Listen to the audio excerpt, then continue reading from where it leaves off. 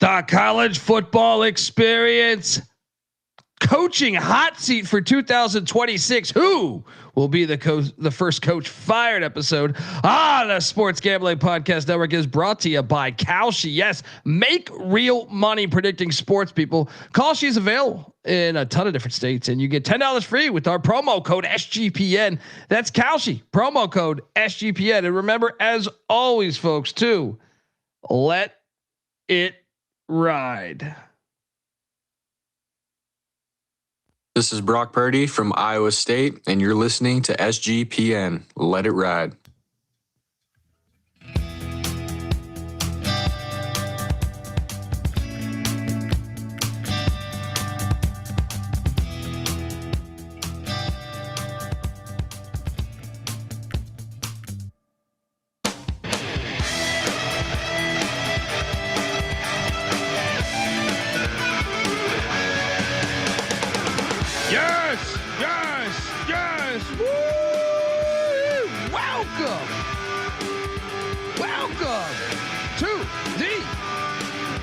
Football experience 2026 coaching hot seat episode. Yes, youtube.com/the college experience. Jump on over there, hit that like and subscribe button because it is all football content and college baseball content from here on out.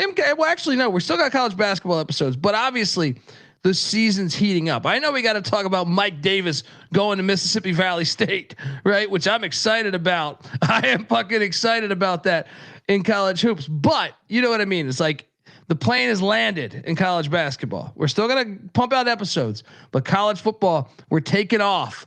College baseball is in the air right now. YouTube.com/the college experience. It's in the air tonight. College football is like fucking Phil Collins. Because buddy, there's a season upon us. It's tough switching up just after doing a billion college basketball and baseball and college hockey episodes into football and just saying, whoa, holy shit. Look at that schedules. Finally got Louisiana Tech into the Sun Belt. Now I know their schedule. Sac State, North Dakota State, they're part of the FBS. We have 138 team previews to do this year. 138 episodes, one on every single team in the land, which we do every year. So I'm looking forward to it. And if you're wondering who the hell you're listening to, that's fair. My name is Colby Swinging Database Dan, aka Pick Dundee. That's not a pick. This is a pick. He was raised in the land down under, where a man thinks on his feet, speaks with his fists, and lives by his wits. When Dundee happened, he was a superstar. And you're nothing but a chameleon, lemon-headed, coward, terrorist pussy. And I'm after you, buddy. You're going to pay for it. Good night. Oh, it's here, buddy. I mean, look, a lot of people say, well, this is a negative episode. You're talking about guys losing their jobs. They're getting paid a shit ton of money to lose their jobs. I wish someone would fire me for $70 million like Jimbo Fisher got. All right. I'm excited about this though, because fun exercise. You're getting your brain used to full-on college football action. Spring games. I was even tuning into a couple spring games, even though they're fucking useless these days. I am joined by my co-host, who is the host of the college basketball experience with myself. Give it up for former staffer at Austin Peay with the Governors, South Carolina with the Gamecocks, and West Virginia with the Mountaineers, Ryan McIntyre, aka Monetline Mac. What's up, brother? What's up, man? Yes, the offseason is technically here, but there is no offseason in college football, college basketball. Yeah, man, I'm excited because we're going to talk some schedules because it correlates to coaches potentially being fired. Let's go. Oh, yeah.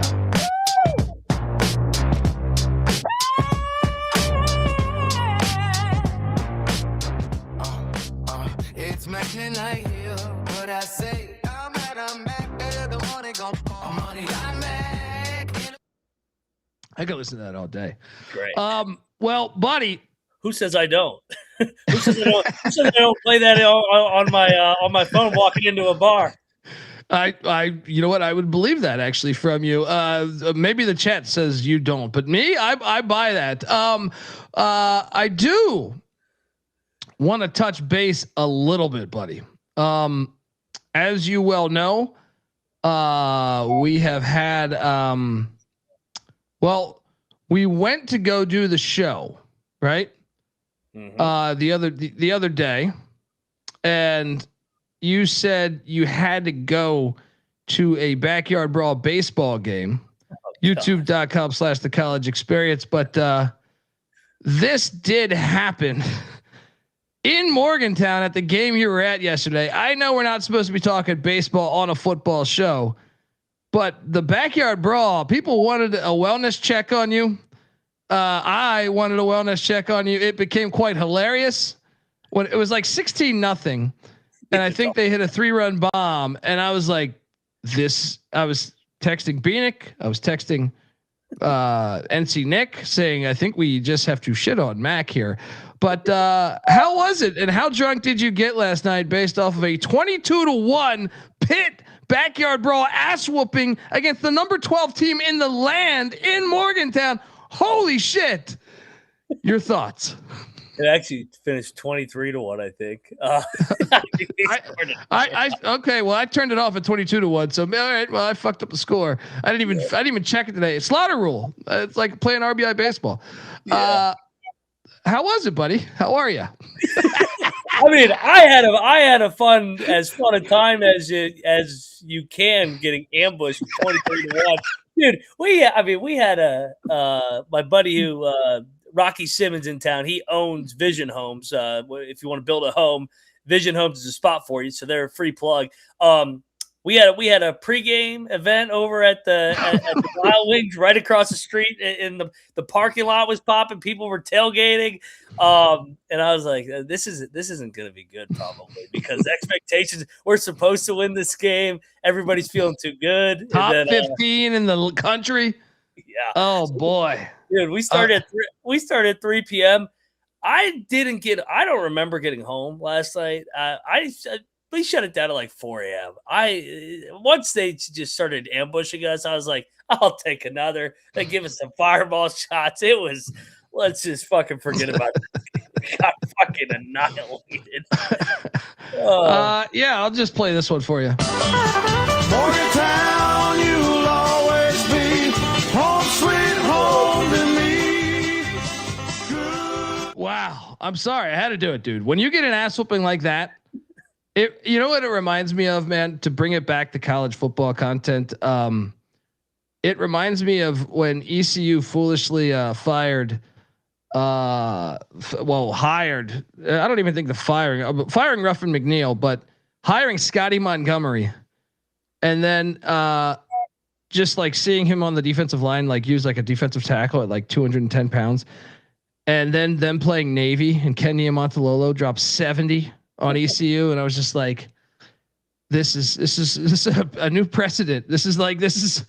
I don't even know how to respond. It becomes hilarious. Like at some point, it's just like, okay, we're getting really fucked up. You know what I mean? Like I felt like once they got 48, I was like, it was like 48 beginning of the third quarter, like first drive of the third quarter. And I was like, this is going to be bad. We just got to drink.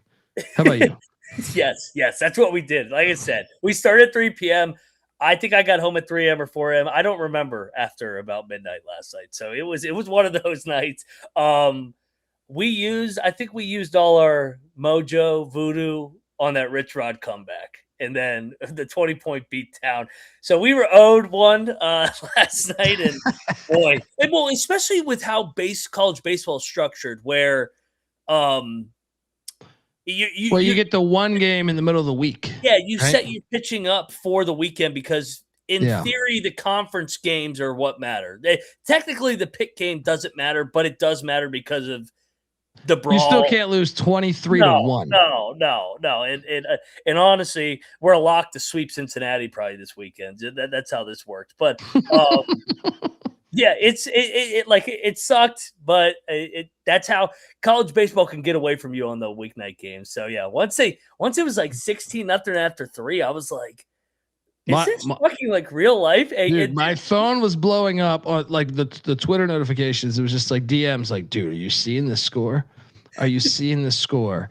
This is how great this rivalry is too. Because I was up in the suites for the first 3 innings, and then I like peeked out there, and we were down 19-0 in the 4th inning, and people were screaming at the umpire like it was Game 7 of the World Series. I'm like, dude, we're down 19. Why are people so? Yeah, it is over, right? It is over. In. That's how great the brawl is. Nobody was leaving like, fuck, Pitt, we're coming back. I'm like, I hope so, but I don't think so. I don't think we can come back from 20. This isn't fucking basketball or football.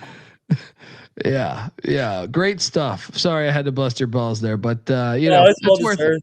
Yeah, hey man, like I said, I talked all this shit for the last 6 months. I finally got humbled by those fucking clowns with the 4-letter word. So they can have baseball. I'll take football and basketball, and I wish you nothing but the worst. Eat shit. There we go. Folks, we're going to jump into this. But before we do that, I want to let you know that tomorrow night is the NFL draft, and we are part of the Sports Gambling Podcast Network. Yes, this Thursday, tomorrow. Tune in to the most DGen draft special. Live draft bets and instant fan reaction all night long on SGPN's Draft Spectacular. I myself, Molly Line Mac, Stacking the Money, CJ, Real Money Kramer, and so on and so on. Will be. I'm there all day. I fucking built like 1,000 slides for this shit. So jump over there. YouTube.com/the Sports Gambling Podcast. Get on over there. Don't watch those fucking hacks on TV. Watch us. I guarantee you will be much more thankful with the content that we got going here. Yeah, and the bracket challenge. No, that one ended. But anyway, we're also brought to you by Kalshi. Yes, a real money prediction market, legal in a ton of different states. Kalshi has a ton of trading options for your favorite sports.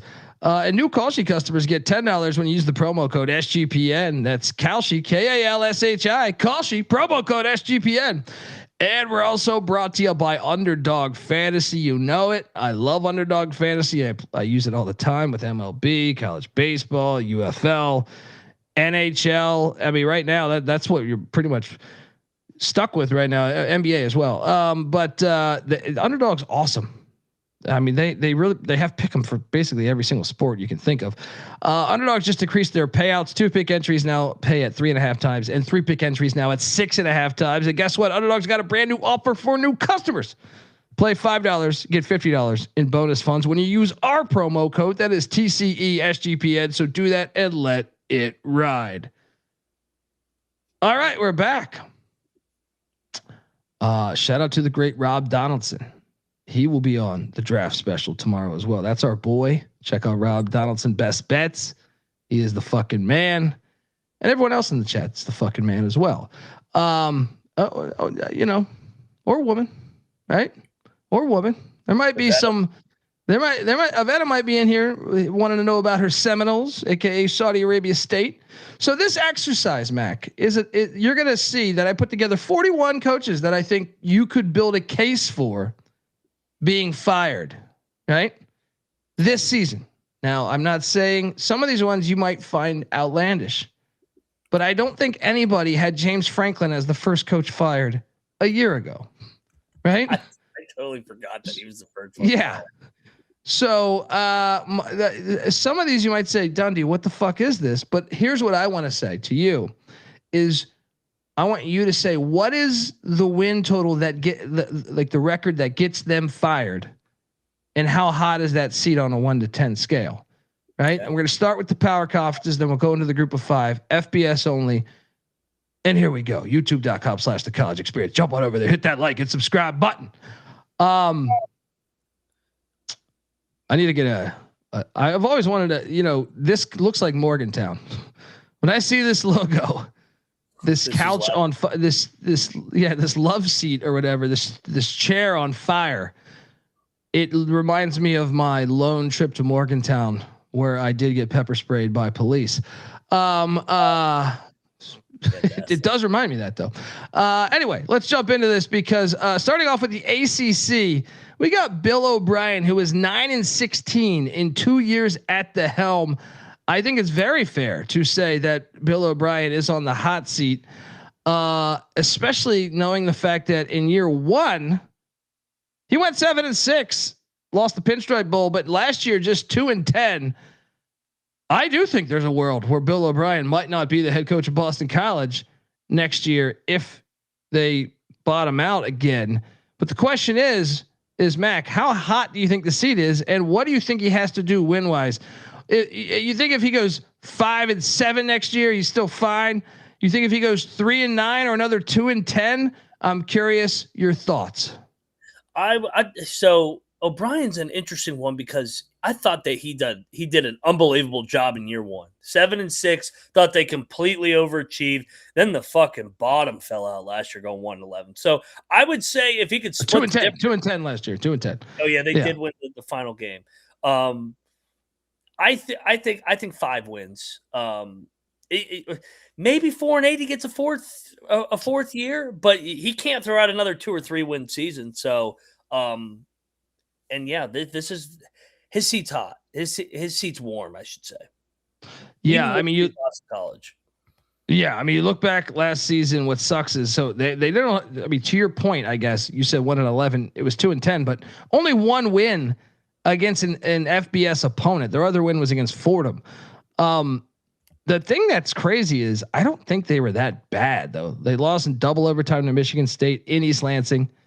10-point loss at Stanford, 4-point loss to Cal.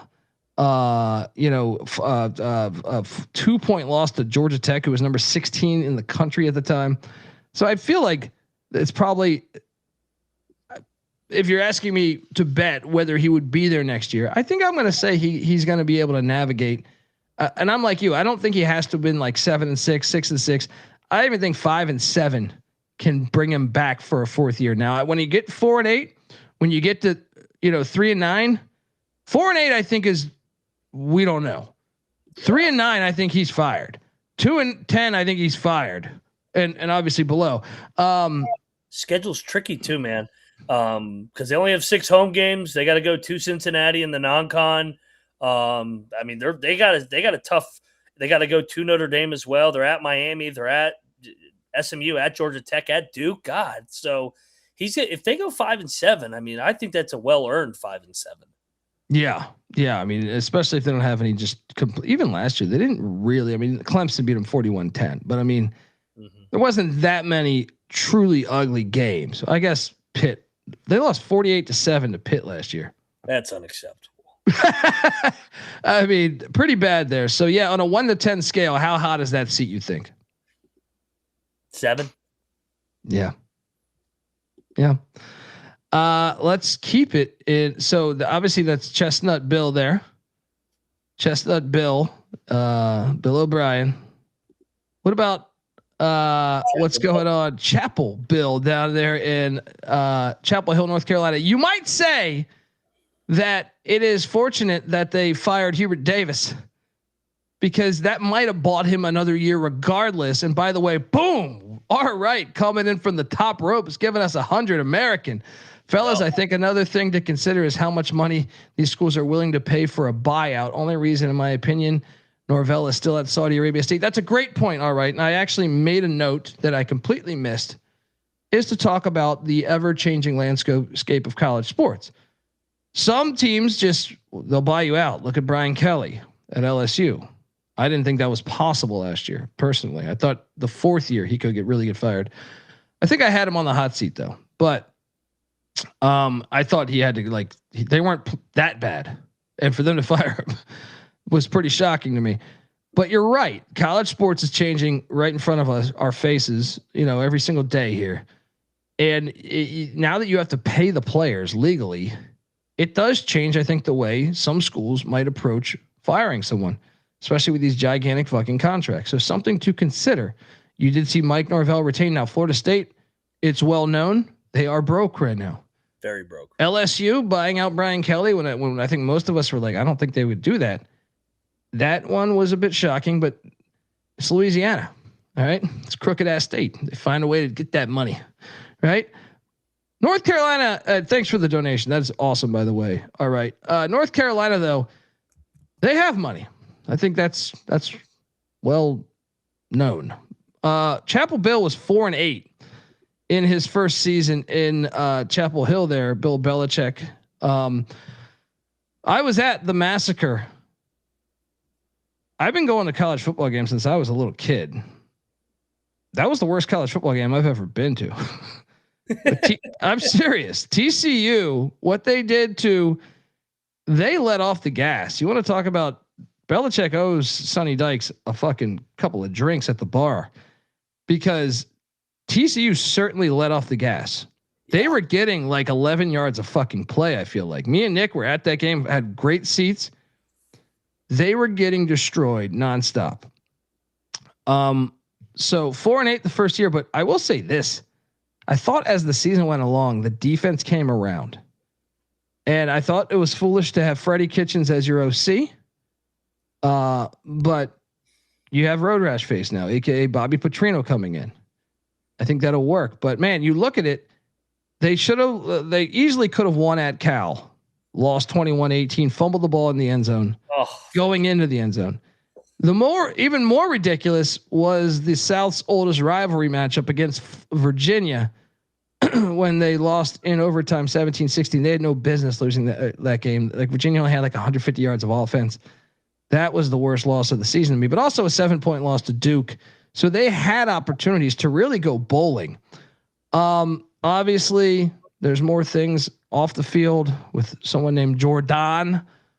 Adding Bobby Petrino to that is potentially catastrophic, but I'm curious if he goes 4-8 again next year. Do you think he's fine? Also, how hot's that seat? I think similar to O'Brien, he's got to go bowling, man. But did you see their win total's 4.5? Schedule last year's schedule was much easier than this year's. This schedule's brutal. Like they got to go to Clemson, to UConn, to Virginia, to Pitt. Like they got tough road game draws, and they got Miami on their and Notre Dame coming to them. So they did not get a favorable schedule, and they got to play TCU. So he's got to go bowling, in my opinion. If he goes 4-8 again, it wouldn't shock me if he walked away. Well, that's different.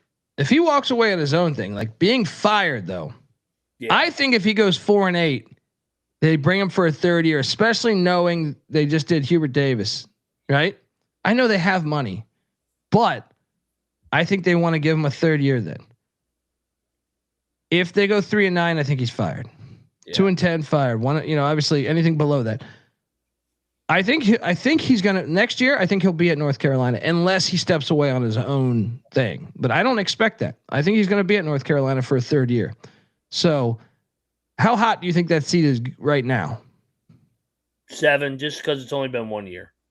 But if he throws out a fucking egg again, that thing's gonna be scorching going into year 3 if he even gets one. Yeah. All right. Saying Belichick might just quit if they don't go bowling. That could be too, but I think with his sons on the staff, I think he's playing that angle to try to get Steve Belichick a gig, and it might be able to work if they could get to a bowl game and a couple more years out of Chapel Bill. Rob Donaldson saying one of the largest in college sports. They want wins immediately. That is true. That is certainly true. I think that's one of the hardest ones to do, by the way. I think this is one of the most unknown because behind the scenes here, from what I understand in North Carolina, like the athletic director never wanted Belichick. They wanted John Sumrall, right? But the money people wanted Belichick. Well, that's what I'm saying. So it's dysfunctional already. So this is why I feel like it's one of the harder ones on this whole fucking thing. There's a shot, even if he goes 6-6, that he could be canned. Just because of the friction. It just seems uneasy there. I think I agree with the 7 though. But let me ask you this. Bill O'Brien, who worked under Belichick, Chestnut Bill or Chapel Bill, who's more likely to get a third year? I think it's Belichick. O'Brien's getting a third year. Yeah, I mean next year. Who will be there next year? Yeah. I think Belichick. Yeah, sorry. Phrase that poorly. Yeah. What you meant.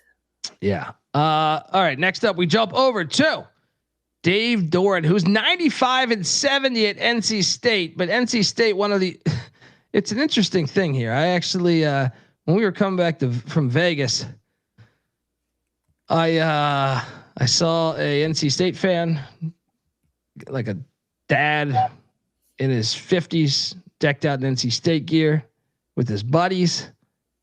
And I quickly joked around and I said, great performance in the NCAA tournament, right? Because they had lost in the play-in game.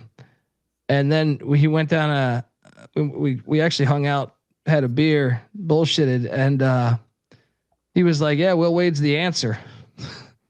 Basketball. And then he goes, Doran's the man too. He goes, I just think let him do his thing. Now, here's the problem here with Dave Doeren. Shit, he's had 12 years. I mean, what's crazy is it is everybody else. Duke just won the ACC championship, right? Wake Forest had a pretty fucking strong season last year. I actually probably should have went to the ACC championship if not for a ridiculous call against Georgia Tech. UNC, okay, maybe that's making them look better. NC State and Doran's had great success against North Carolina. But you wonder, they've never sniffed an ACC championship. And he's been there a long time. 12th year. I kind of pit him in the same vein as Pat Narduzzi, where it's like they're winners for sure. But you wonder if you go 6-6, does he get fired? I think 7-6. I think they still keep him. 6-6. They probably still keep him. 5-7. He might be fired. 4-8. He's definitely fired. I think. How about you? What number do you think would be like the threshold? Even though the guy just won 8 fucking games last year. Yeah, He's been bowling 6 straight years. What's that? What are you gonna say? I'll say 4 or 5. I don't think his seat's very hot because, like you said, like they just won 8 games. They've won 8+ now, 5 out of the last 6 years. So they're a high floor team, but their ceiling isn't very, very high. So like you know what you're getting. You're gonna win 7, 8, 9 games. But he has a losing record in the ACC in his 11 years, 51-55. So if they throw out a 4-8, maybe it's hot going into the following year, but I can't see him getting fired unless they go like 1-11. Okay. I think there's I like him and Narduzzi are ones to watch this year because I just think there's a fan fatigue thing. You know what I mean? Like where you're just like, man, we know what we're getting here. I'd rather take a shot at us, especially seeing Virginia and Duke in the ACC championship. Yeah, it sticks it to them. Right. You're just sitting there like, why can't that be us? Yep. So yeah, I mean, there's a chance he could retire too, but so hot seat rating, you're saying like what, 1 or 2, 3? 4. Yeah. Yeah, I think that's fair. I will say this. I think if he goes 4-8, I wouldn't be surprised if he gets fired. 5-7, I think he's back next year. 4-8, I think they'll have a conversation about that. Even though, does he deserve it? You're 95-70, probably not. So yeah, and even Narduzzi, to our right's point, has won the ACC championship. Let's get to, I think, the elephant in the room. Saudi Arabia State, Mike Norvell.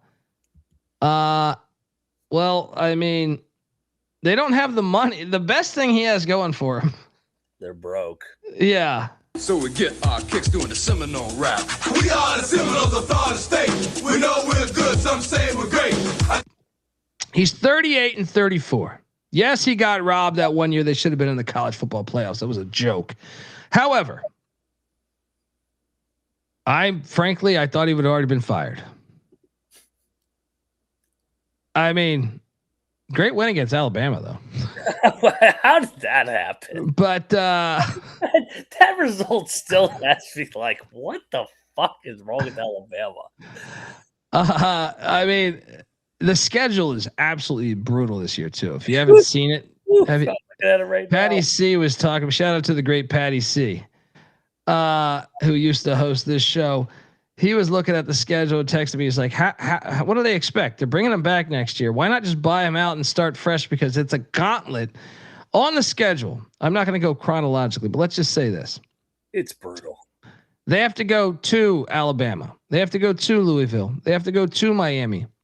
They have to go to Pitt in November, mid-November.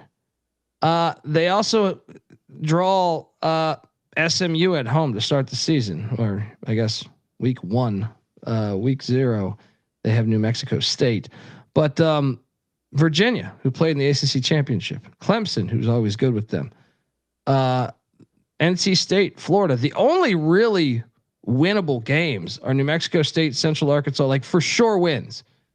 Even at Boston College on November 7th on a back-to-back away could be really cold.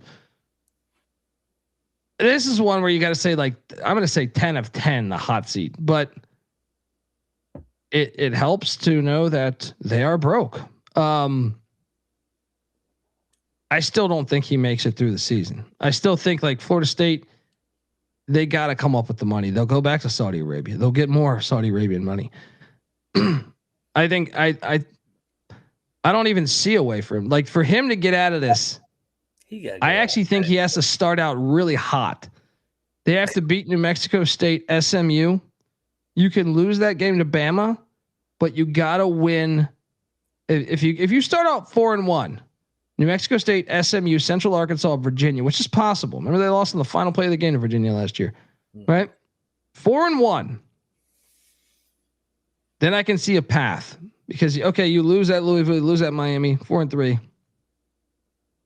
Get to 6-6. You might be able to make it. How about you? I agree. I think he's got to win 8. I don't know how he's going to win 8.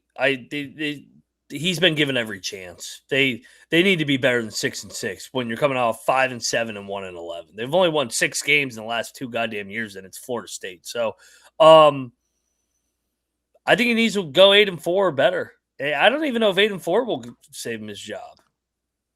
Yeah, I mean 7-5, 6-6.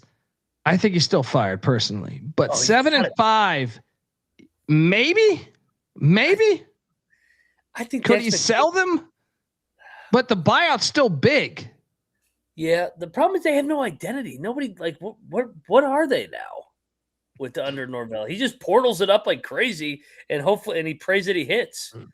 Yeah, and they don't even have the money. Like if you look back a couple years ago, how they got the name Saudi Arabia State is they were complaining they were broke. And then all of a sudden they got a bunch of money and they were able to bring in a big time class, Keon Coleman and so on and so on. Like the portal guys, Fentrell Cypress, the corner from Virginia, and so on and so on. What was it, Mo Lewis's son? So like that was able to. Now I feel like they don't have the money to even get the top transfers. So, yeah, he's a dead man walking. Hot seat 10 of 10, right? He's 11. Yeah. He's the hottest. Agreed. There might be one other guy that you could argue.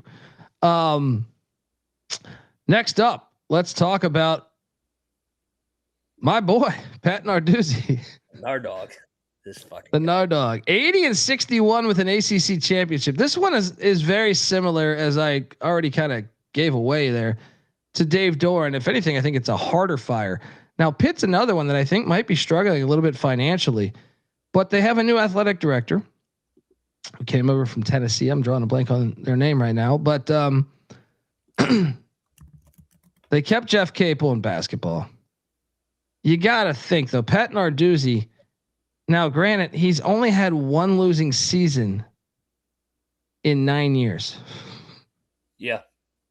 He's been solid. It's a hard fire, and he develops really well. The problem is you wonder about fan fatigue. And it's no secret that in-game management's not a strong suit, but if he goes 3-9 like he did in his one losing season in the past 9 years, 2023, would he get fired? I think he would. Probably. But I don't think that will happen. Yeah, he'll probably go 6-6. Alan Green is the AD coming over from Tennessee, but I would say Narduzzi, 5? He's a losing season away from getting fired, but as much as I can't stand them, their floor is pretty high. He usually figures their teams they're always a dangerous draw, even for the best schools. Yeah, they're a dangerous draw because they're super fucking physical, super aggressive defensively. I know they lost the legendary DC Bates, but Narduzzi is a defensive guy. His dad is a defensive guy. I just assume they're going to always be a pain in the ass defensively. Like, you don't know who'll be blitzing. They're super physical. Now, inconsistency is, I think, the most frustrating thing from the fan base of Pitt is like, they do get up and beat Miami, or they beat Florida State, or they beat Clemson or almost beat Notre Dame or something. And then you're like, damn, he's doing a good job. But then when they play like Western Michigan and they lose at home, that's when it drives you crazy. But I think he's back next year. This is another one like Norvell, the money. I think he's good enough too to keep them in the mix. Like, they could. Would it shock you? I know you're not supposed to say this after an ass whooping like 23-1. It wouldn't shock me if Pitt played for the ACC championship this year. I gotta look at their schedule. No, but I'm saying, like, they're always good enough where, like, it's the ACC, some crazy tiebreaker. They almost got it done last. They almost got there last year. They have a pretty good schedule just from glancing at this. I know they got to go to Miami. It would not shock me if Pitt found a way to back their way into it, because the quarterback's a year older, and defensively they're going to find ways to be physical. They're lucky we're not on the schedule, because we'd beat their ass again. Well, who was on the schedule in bowl season was ECU without 10 starters, and they learned a valuable lesson about playing East Carolina.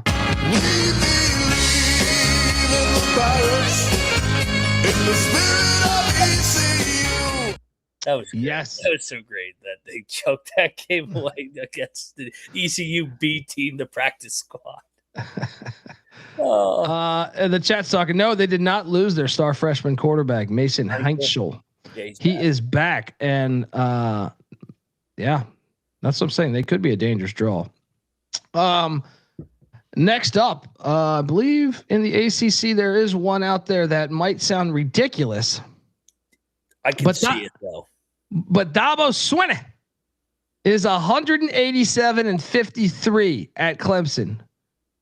But I do think he is somewhat on the hot seat, which sounds crazy.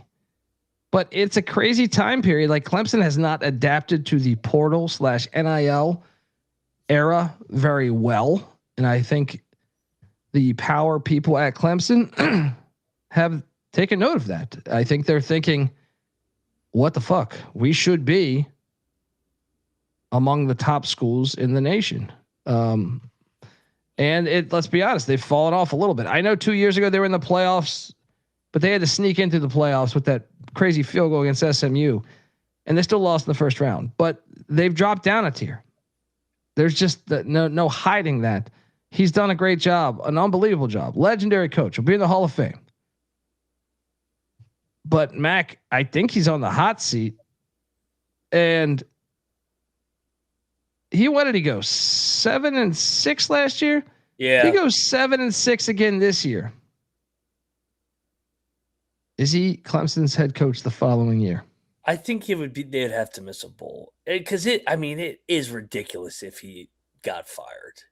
Like, it would be a joke. He's won Clemson 2 fucking national championships, and they beat Alabama in both of them. So, like, I know he's as great as he is, as stubborn as he is. I think Rob is more on the right track. Like, I think it's going to be when Dabo wants to go, because I don't think they're going to miss a bowl. I still think that this program still has enough dudes and culture to always find a way to get back to a bowl game at least. So as long as he doesn't have a losing season, if he has a losing season, that's a different discussion though. What about 6-6 and they turned out a bowl?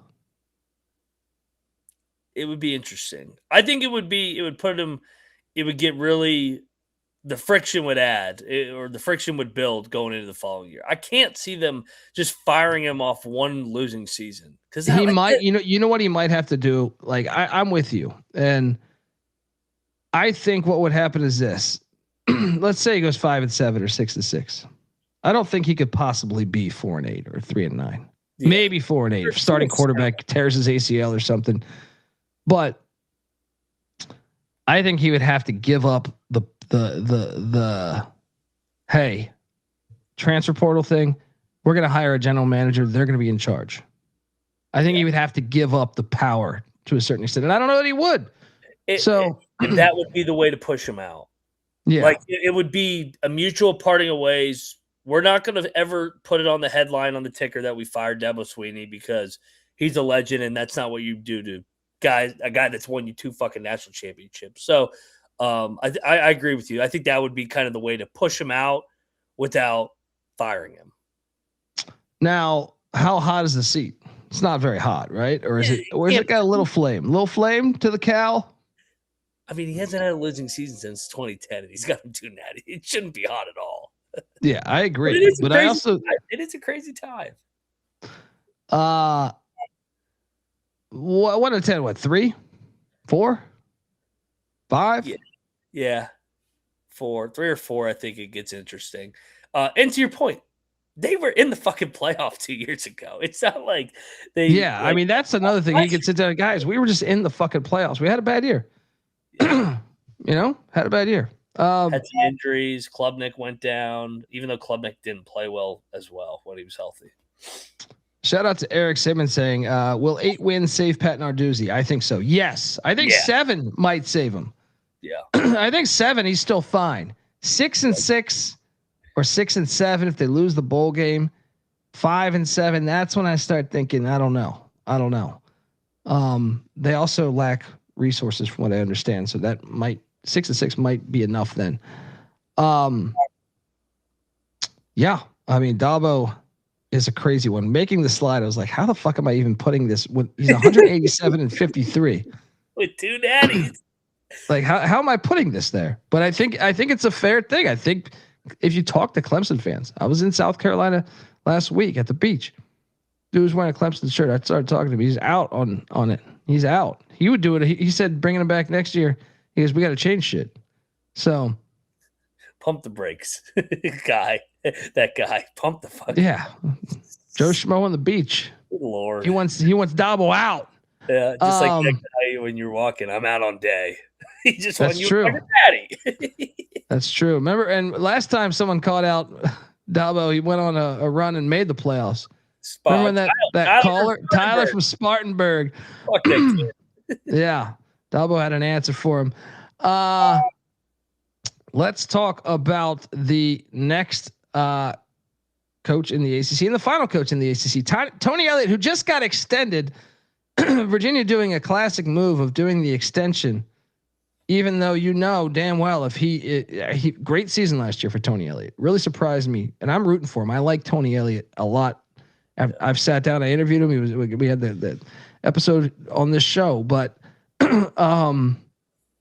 you still can't lie to me and tell me he's not on the hot seat. They're spending money at Virginia like they've never done before in football, and being 22 and 26 is still not going to get it done. Now you could say, and I think this would be a fair assessment, he had to deal with that tragedy, which obviously was in his first season, the shooting and the killing of a couple of their players, I believe, or at least 1, maybe 2, I think. They had to cancel 2 games. Yeah. So, I mean, and then, here's the thing. They have gotten better record wise every year. If you throw out that first season, right?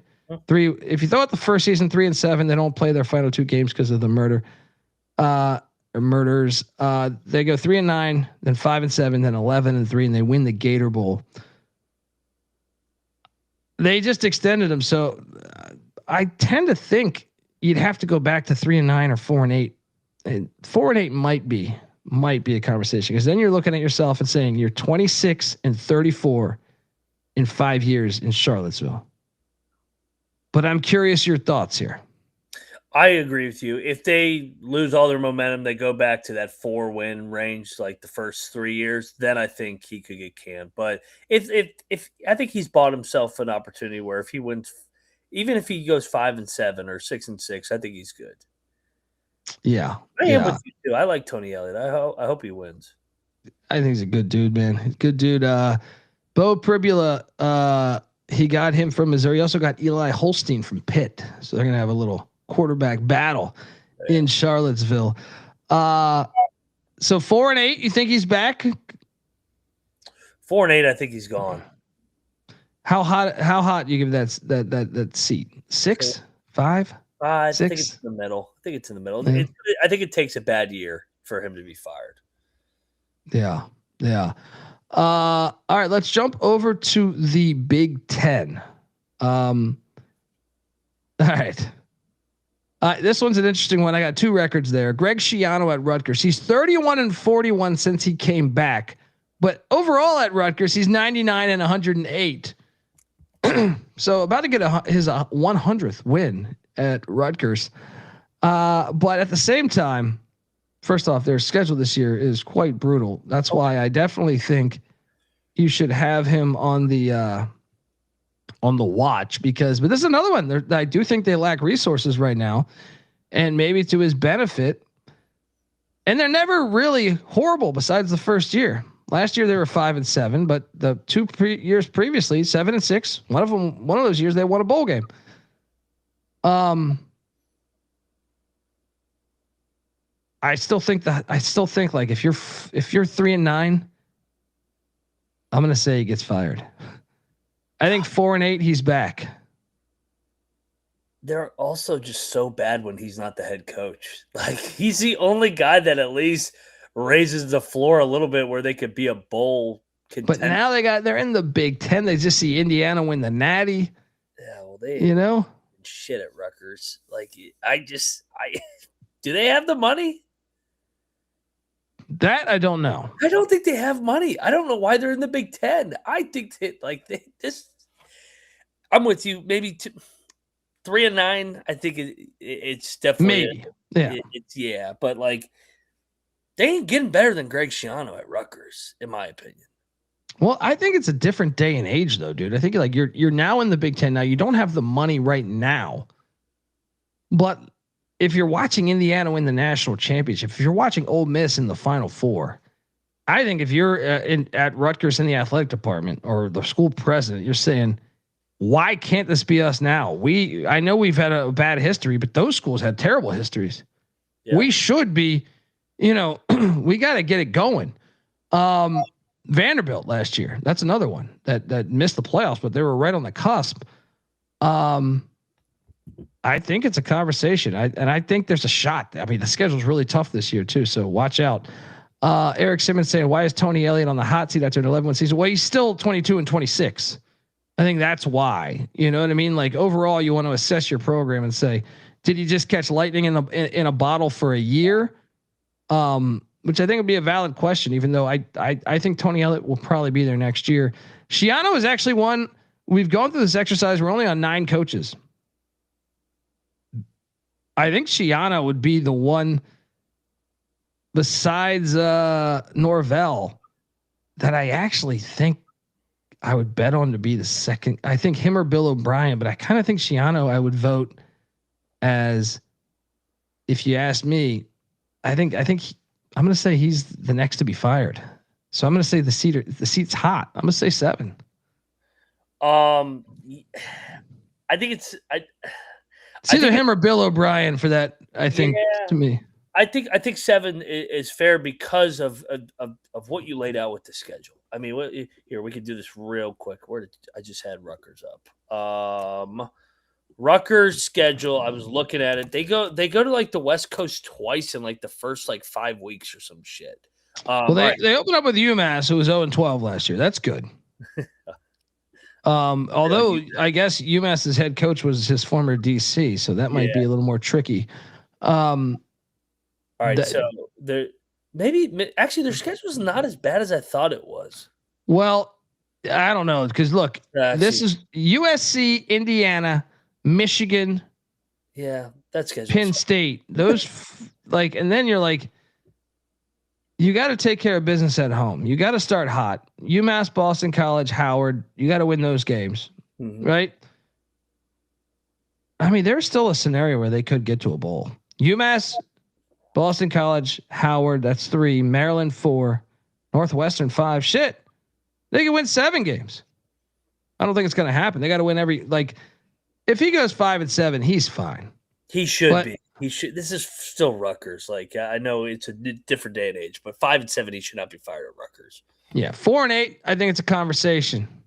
3-9. He's gone. I think he's gone 3-9. Yep. Let's jump over to the next coach in the Big Ten, Lincoln Riley. Did you see what he said today? No, what did he say today? I missed it. He said they finally have arrived at their championship window. I said, what the fuck's that mean? Right. Well, you got Gary Patterson on staff. That's probably why. His new defensive coordinator, Gary Patterson. It's not many coaches in college football where the assistant is better than the head coach. Yeah. There's one other school like that too. I'm trying to remember because I remember us making the joke. It's one of the coordinator. Fuck, it'll come to me. Yeah, USC does have the money, by the way. The buyout's gigantic, but USC does have the money. This one's an interesting one because he's 35-18, but he hasn't had a double-digit win season since his first year when they were in the Pac-12. Even his second year in the Pac-12, they went 8-5. And then since they've entered Big Ten play, playing their including the non-con, he's 16-10, which is not going to cut it at USC. Rob Ryan's on the staff. Yeah, not Buddy Ryan. But this is an interesting one. The schedule's got its challenges, but what do you think? 7-5, I think he might be fired. I think 8-4, he's back. Yep, I think he needs 8. Yeah, and he should get 8. He's at fucking USC. It's time for USC to win. Maybe he is right. This should be their championship win. Gary Patterson was such a fucking. They lucked into that shit. Yeah. Oh, it was Texas. We said Muschamp's a better head coach than Sarkisian. That was the other one, hiring Muschamp. You can make that argument. You can make that argument. I take Muschamp over Sarkisian, but I would definitely take Patterson over Riley. So let me ask you this: next year, will Lincoln Riley be the head coach at USC? I think so. I think the schedule's. I think the schedule's fine for him because the road games. My fucking browser keeps fucking up. The road games aren't that bad outside of Indiana. I know Wisconsin can be tricky and Penn State in October, but for the most that's part, the problem is they've had their issues. They lost that in Maryland. That's the problem. Is this new? They were better last year. They were better last year for sure. And they're recruiting at a much higher level right now. So maybe that is the trick as well. I think he's back next year, but I do think 7-5 he'll be fired if that happens. Should be because they took Notre Dame off the schedule and replaced it with a fucking G5. Louisiana, the Raging Cajuns. We love the Raging Cajuns, but they're not Notre Dame, even though they might be able to. That was some pussy shit. That was some pussy shit right there. Yeah, I'm rooting against them because of that. But yeah. Next up, Luke Fickell, 17-21, and guess what? Just about a week ago, I believe, their athletic director left for a spot in. He's at the Big Ten office. So, yeah, he's a sitting duck. You could make an argument. This one might be even hotter than Norvell because they do have the finances and they just lost the one guy that was backing them that hired him. I think this one might be public enemy number 1. Now, I do think they have a better schedule than Florida State, but they open up in Notre Dame. So I'm with you. It's a sitting duck. I don't think I look at the schedule. I think you got to win like 7 games to get to next year. I don't even think 6 of the 6 will cut it. Notre Dame in Lambeau, at Penn State. Damn. I even think at UCLA is going to be a loss. I think Chesney is going to have UCLA playing good ball. Home to USC, at Iowa. Now the end of the schedule is nice though. I actually think there's a shot. Look at the final 4 games: Rutgers, Maryland, Purdue, Minnesota. He ain't gonna get there. If he gets there, yeah, he could have some real momentum for the new AD. Let's say all right, so we both think they're going to lose to Notre Dame and at Penn State. Their bye week comes after Michigan State at home. If they lose to Michigan State with Fitzgerald in year 1, I think he's fired going into the bye week. If they're sitting at 2-3 and his only wins are against Eastern Michigan and Western Illinois, I think he's gone. I don't think he makes it through the year. But I kind of think they're in better shape than Michigan State in year 1 for Fitz. Yeah. But where's the locker room at if they're already 2-2? Fair. I mean, this is a tricky one because what if he beats UCLA after the bye? You know what I mean? There is a scenario where you could build Western Illinois, Eastern Michigan, Michigan State 3, UCLA 4, Rutgers 5, Maryland 6. You could build an 8-4. You could really, they could go 8-4. Like it would not be that far fetched for them to go 8-4. Could be.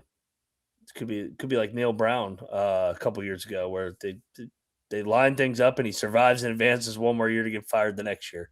That's fair. Yeah, Eric in the chat says, how is Luke Fickell becoming a terrible coach when he took Cincinnati to the college football playoffs? In my opinion, I think Cincinnati was always one of the more talented teams in the AAC. Fickell also had Marcus Freeman as his defensive coordinator, who was a very good recruiter. But also I just I was never that impressed. I know that sounds crazy because he got to the playoffs, but ECU was really bad those years. So I pay attention to the AAC a little more than others. And I always felt like Cincinnati was barely winning these games when they were way more talented than everybody. Now, obviously he does, like, I sound like a lunatic because he made the college football playoffs, but I just thought they didn't, like, comparing him like the Scott Frost at UCF. I thought that team was way better than the Cincinnati team. Although like Sauce Gardner and stuff, they had some guys. Cincinnati did, but how about you? So I don't think he's a bad coach. I just think that he hasn't done a good job at Wisconsin. I think, to your point, everything was aligned for him in Cincinnati. I think he's an average football coach. I don't think he's bad. I mean, it's hard to tell me that somebody's bad when they went to the college football playoff with Cincinnati. Going air raid was a dumb move. That he needs to be blamed for that. Yeah. Coming to Wisconsin and saying we're going to go air raid was dumb as fuck. They're horrible. Yeah. Lost your identity, lost your toughness, your grit, and what made Wisconsin. Look at Iowa, almost makes the playoff like every fucking year, or wins 9-10 games. That's who you should be. Or even right now, you look at Indiana. Indiana was not some super heavy pass team. I just think he came in. That was a crazy approach to me. I think there's a world where he's back though. I think the schedule breaks kind of nice for him. He could Neil Brown it, where he could survive one more year, then get fired the next. I'm almost going to project it. I think he's back next year. If you're asking, I think he's back. If you're asking me how much do I trust this one, this would be the one I trust least, because there's a new athletic director normally likes their own guys, but I just think they're going to go bowling this year, and I think that momentum will help them. But this is the hardest one to me, is projecting if he's back next year. Cosign. All right, next up, let's jump over to. How is this guy still? The Maryland Terrapins, Mike Locksley, 37-49 in his tenure in College Park. I frankly can't believe he's back this year, to tell you the truth. So I already would have failed this a year ago, because I'm like, he's 17-48 in the Big Ten. What? How does he still have a job? And that schedule, like, I don't get this one.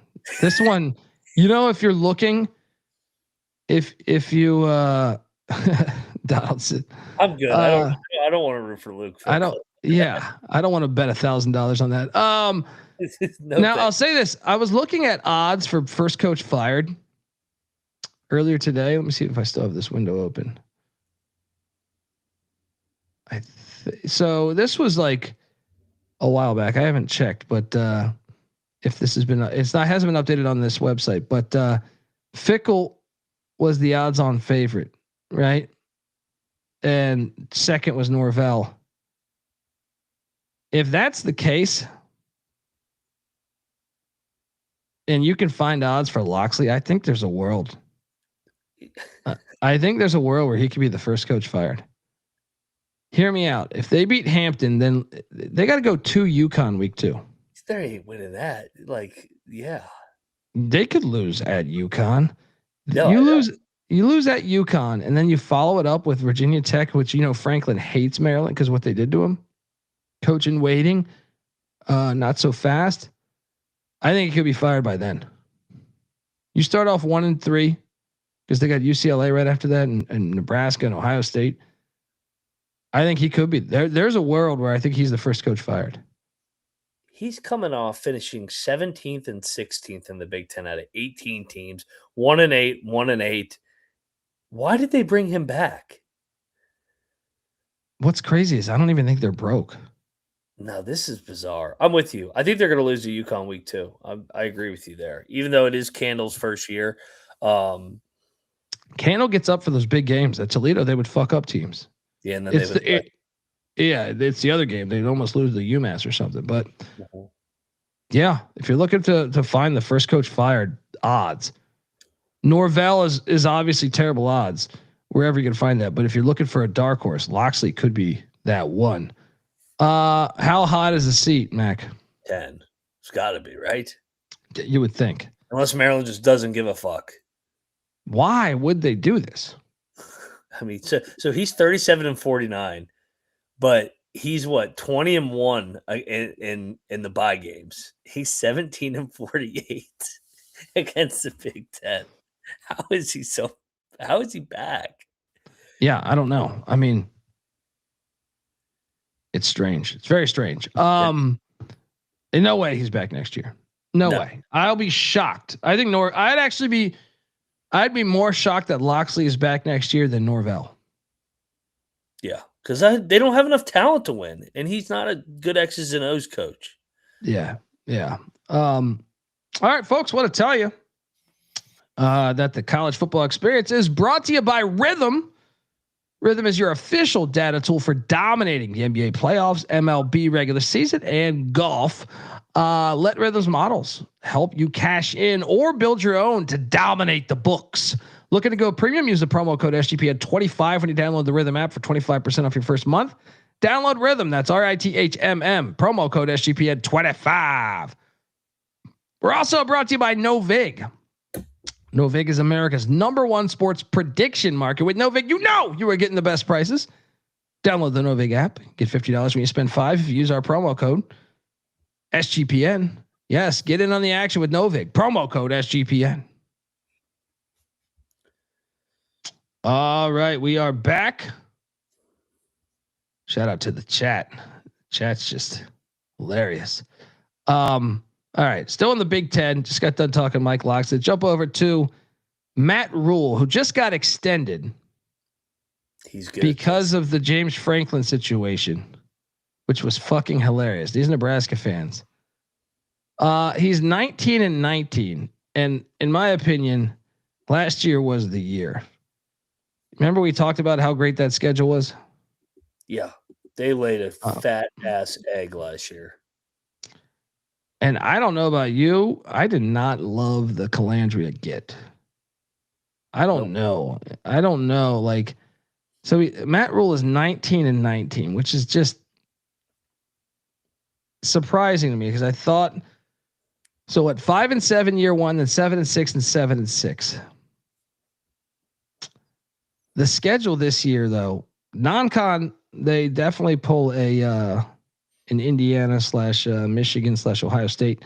It's just 2 MAC schools and North Dakota. So, but you look at who they get in conference. Sorry, I'm coughing here. In conference, they get Ohio State. Yeah. They get Oregon. They get Indiana.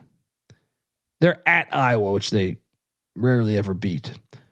They're at Illinois, who seems to be in decent shape. They also get a Washington at home. I mean, they better start off hot because there's a scenario where they could go 5-0. Ohio, Bowling Green, North Dakota, Michigan State, and Maryland. If they start out hot, I think he makes it through the season. But there is a world, Mac. Don't let one of these small schools beat them. Yeah. Don't let Eddie George and Bowling Green come there and beat you. I bet you they go 5-0. They win one more game during that gauntlet. He goes 6-6 and he survives.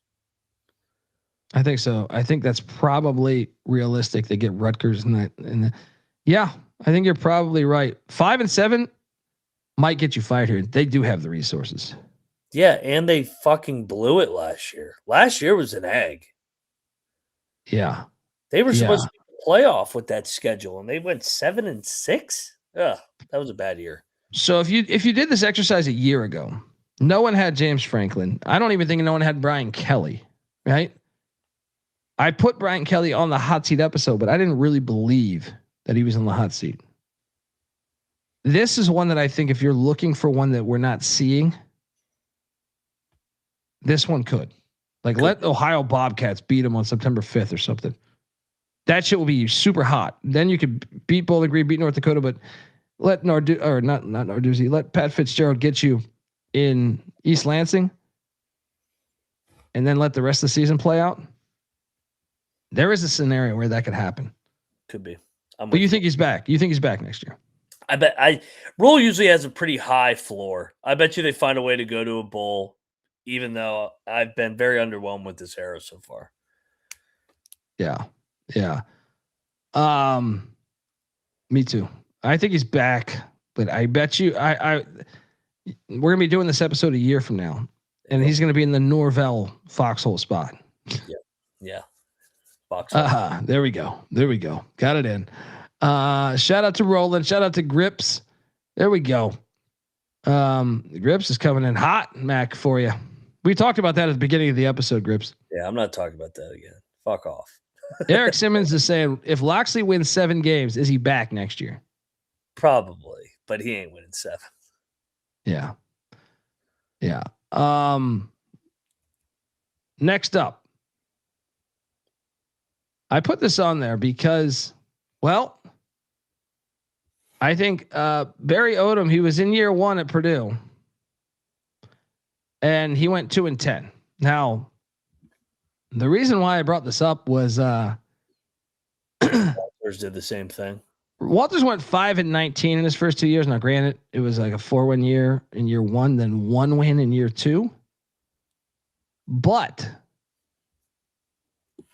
I do think there's a scenario where if he goes 2-10 again, he could be fired. Now, I think the buyout's decently big, but I look at the schedule. I don't see a lot of for sure wins besides Indiana State. In fact, I see none. You know why he could be gone? Who's their rival? Exactly. That puts a lot of pressure on fucking Odom. Yeah. 100%. I think. I'm looking at their schedule right now. Schedule sucks. There ain't no sure wins anywhere. Indiana State, that's it. Maybe Maryland for homecoming. Yeah, if Loxley's fired. But chances are, if Loxley's fired, the next coach is probably going to be better. Yeah, you're right. Actually, and their teams are talented. Yeah, they want to go against Loxley. I think Maryland's roster is better than Purdue's. I agree. Yeah, this.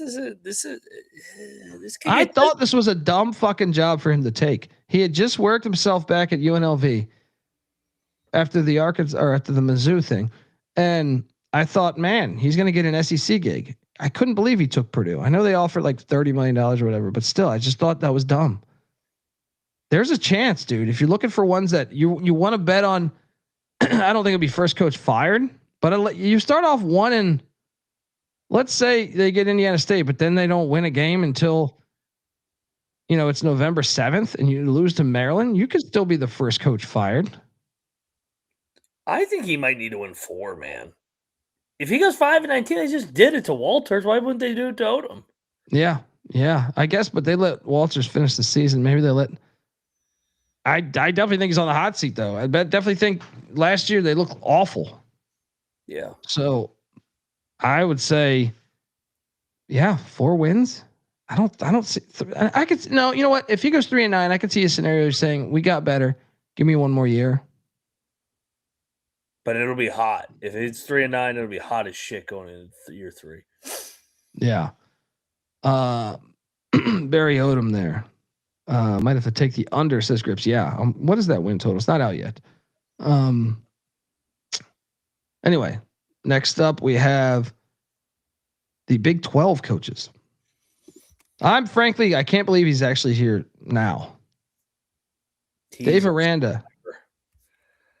How the fuck is he he I thought he was going to get fired 2 years ago. And then he threw out a 5-7 last year with what people thought could be a Big 12 championship roster. Yeah, this seat is hot as shit. I thought he was going to get fired after Colorado won that game on that Hail Mary 2 years ago. Oh yeah, he's got to win at least 8. They got DJ Lagway. That was a sneaky get with Spavital. He's going to win 8. I bet you he navigates a way to get he's just very good at not getting fired. he's a lot of zigzag with him, very up and down. So let me ask you this: if he goes 7-6 at Baylor, because Baylor I do believe has money, I think they fire him. I think he's got to win 8+. And watch him do it. Trying to pull up their schedule right now to see how kind it is. In the Big 12, I feel like all these games are winnable. They open up in that filthy Mercedes-Benz Stadium in Atlanta against Auburn. Winnable. That's a winnable game. Mm-hmm. Dude, they could easily be 4-0 to start the season. Now, this is a Big 12 theme, though. Like, when we do the Big 12 schedule, it's like, oh, my God, I could see them going fucking 10-2. But I also could see them going 5-7 because all the Big 12 are such coin flip games. I'm going to say he's back next year. Hey, when his back's against the wall, he'll find a way to win 8 games. I bet you Aranda survives and advances again. Yeah. Donald's right. He's mostly the defensive guy, and his defenses suck. Yeah. I think the first year it was decent. Yeah. The first year at Baylor, and then it seems like the more that the coaches caught on to it, and obviously he was at LSU when they won the Natty in 19, but it's easy to win. You have great players everywhere. Yeah, what's crazy is I feel like if you had just told me right after the season, I'd be like, he's got to be one of the first coaches fired. I can't believe he didn't get fired for going 5-7 with Sawyer Robertson. And I bet you odds on wise, he's going to be one of the top 5 coaches or top 3 coaches to be first coach fired to bet on. I don't think it's going to happen. The schedule's soft, I think. I agree. He'll be back. Yeah. We'll see. There's a stretch there where it could go downhill, like Arizona State in Tempe, bye week, then TCU, Kansas, UCF. If you lost all 4 of those, you could get fired, but I don't think it's going to happen. I don't think so. Grips is asking when do the numbers / lines. You already have some lines on week 0, but for win totals, May. Normally late May, final week in May, we will have you covered here. All right, next up in the Big 12, we have Coach Prime, 16-21 in 3 seasons in Boulder. Obviously, you take it away here. Cancer. Yeah, this is your team. Well, I mean, look, this is the new athletic director. First off, new athletic director. They just got a $7 million donation by some booster. I don't know if that means they're like. I don't know what that means. $7 million nowadays. That's not even much, but they've made a lot of money, like the city of Boulder. If you've read like what he brought to that community, But I mean, I would want more than 16 and 21. I grew up, but I think from 1985, I think it was, until 2004 or 2005, they were ranked every year. I remember them winning the national championship in 90 and playing for it in 89. So, I mean, like, they were really good for a long time. Proud program. What's that? Yeah, Proud it was. It was. Can they get back to that? I love that athletic director hire because I thought he did a wonderful job hiring Jason Eck at New Mexico. But you got to wonder if Deion's been battling a bunch of shit too. You want to talk about one where someone could step down? He's battling cancer. He's got fucking like 2 toes on 1 foot. You know, like there's a lot of shit going on here. I don't think he's going to be back next year. They might not fire him because that's a delicate situation though. Because like, are you going to fire a coach a year removed from cancer when he's battling all this other shit?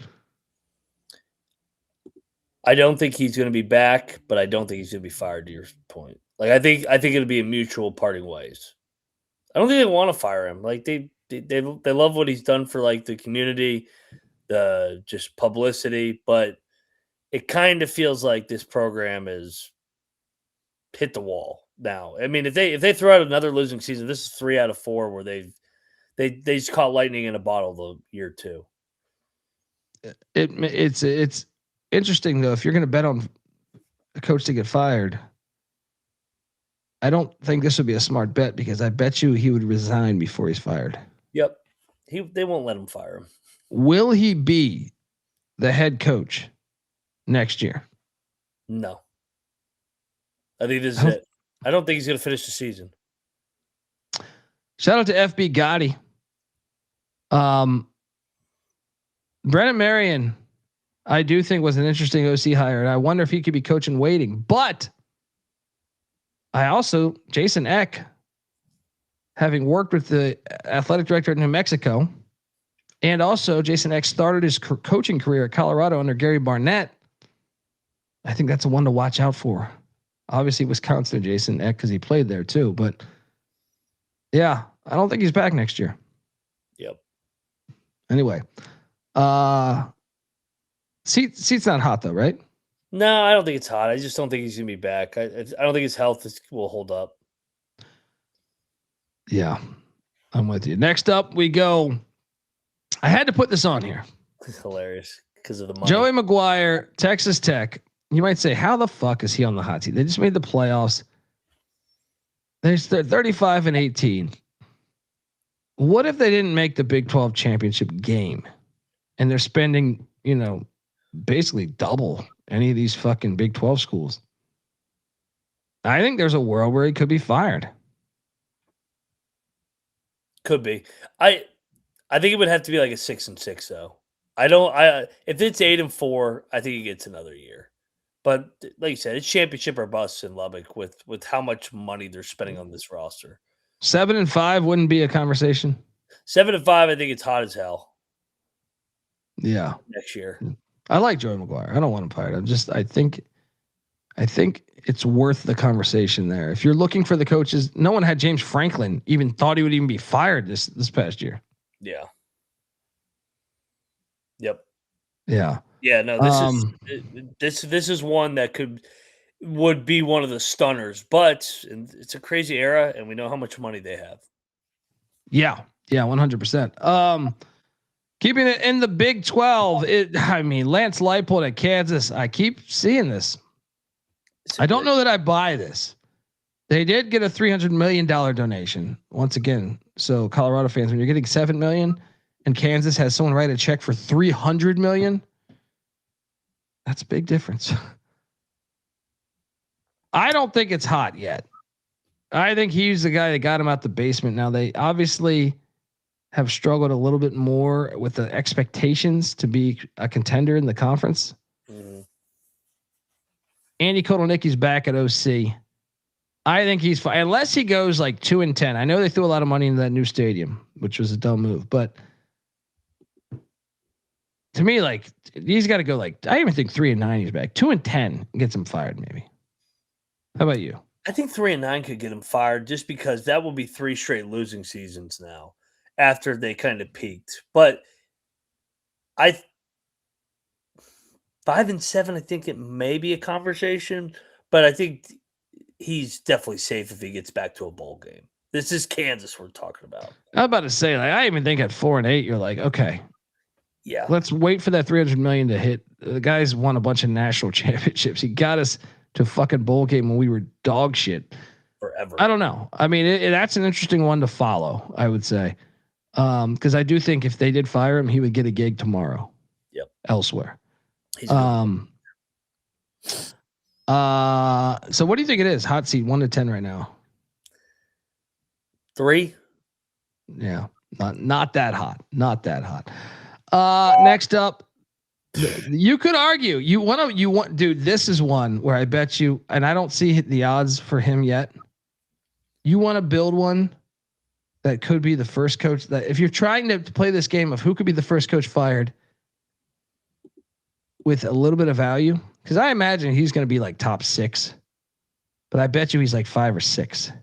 Scott Satterfield, 15-22 in his time in Cincinnati with the Bearcats.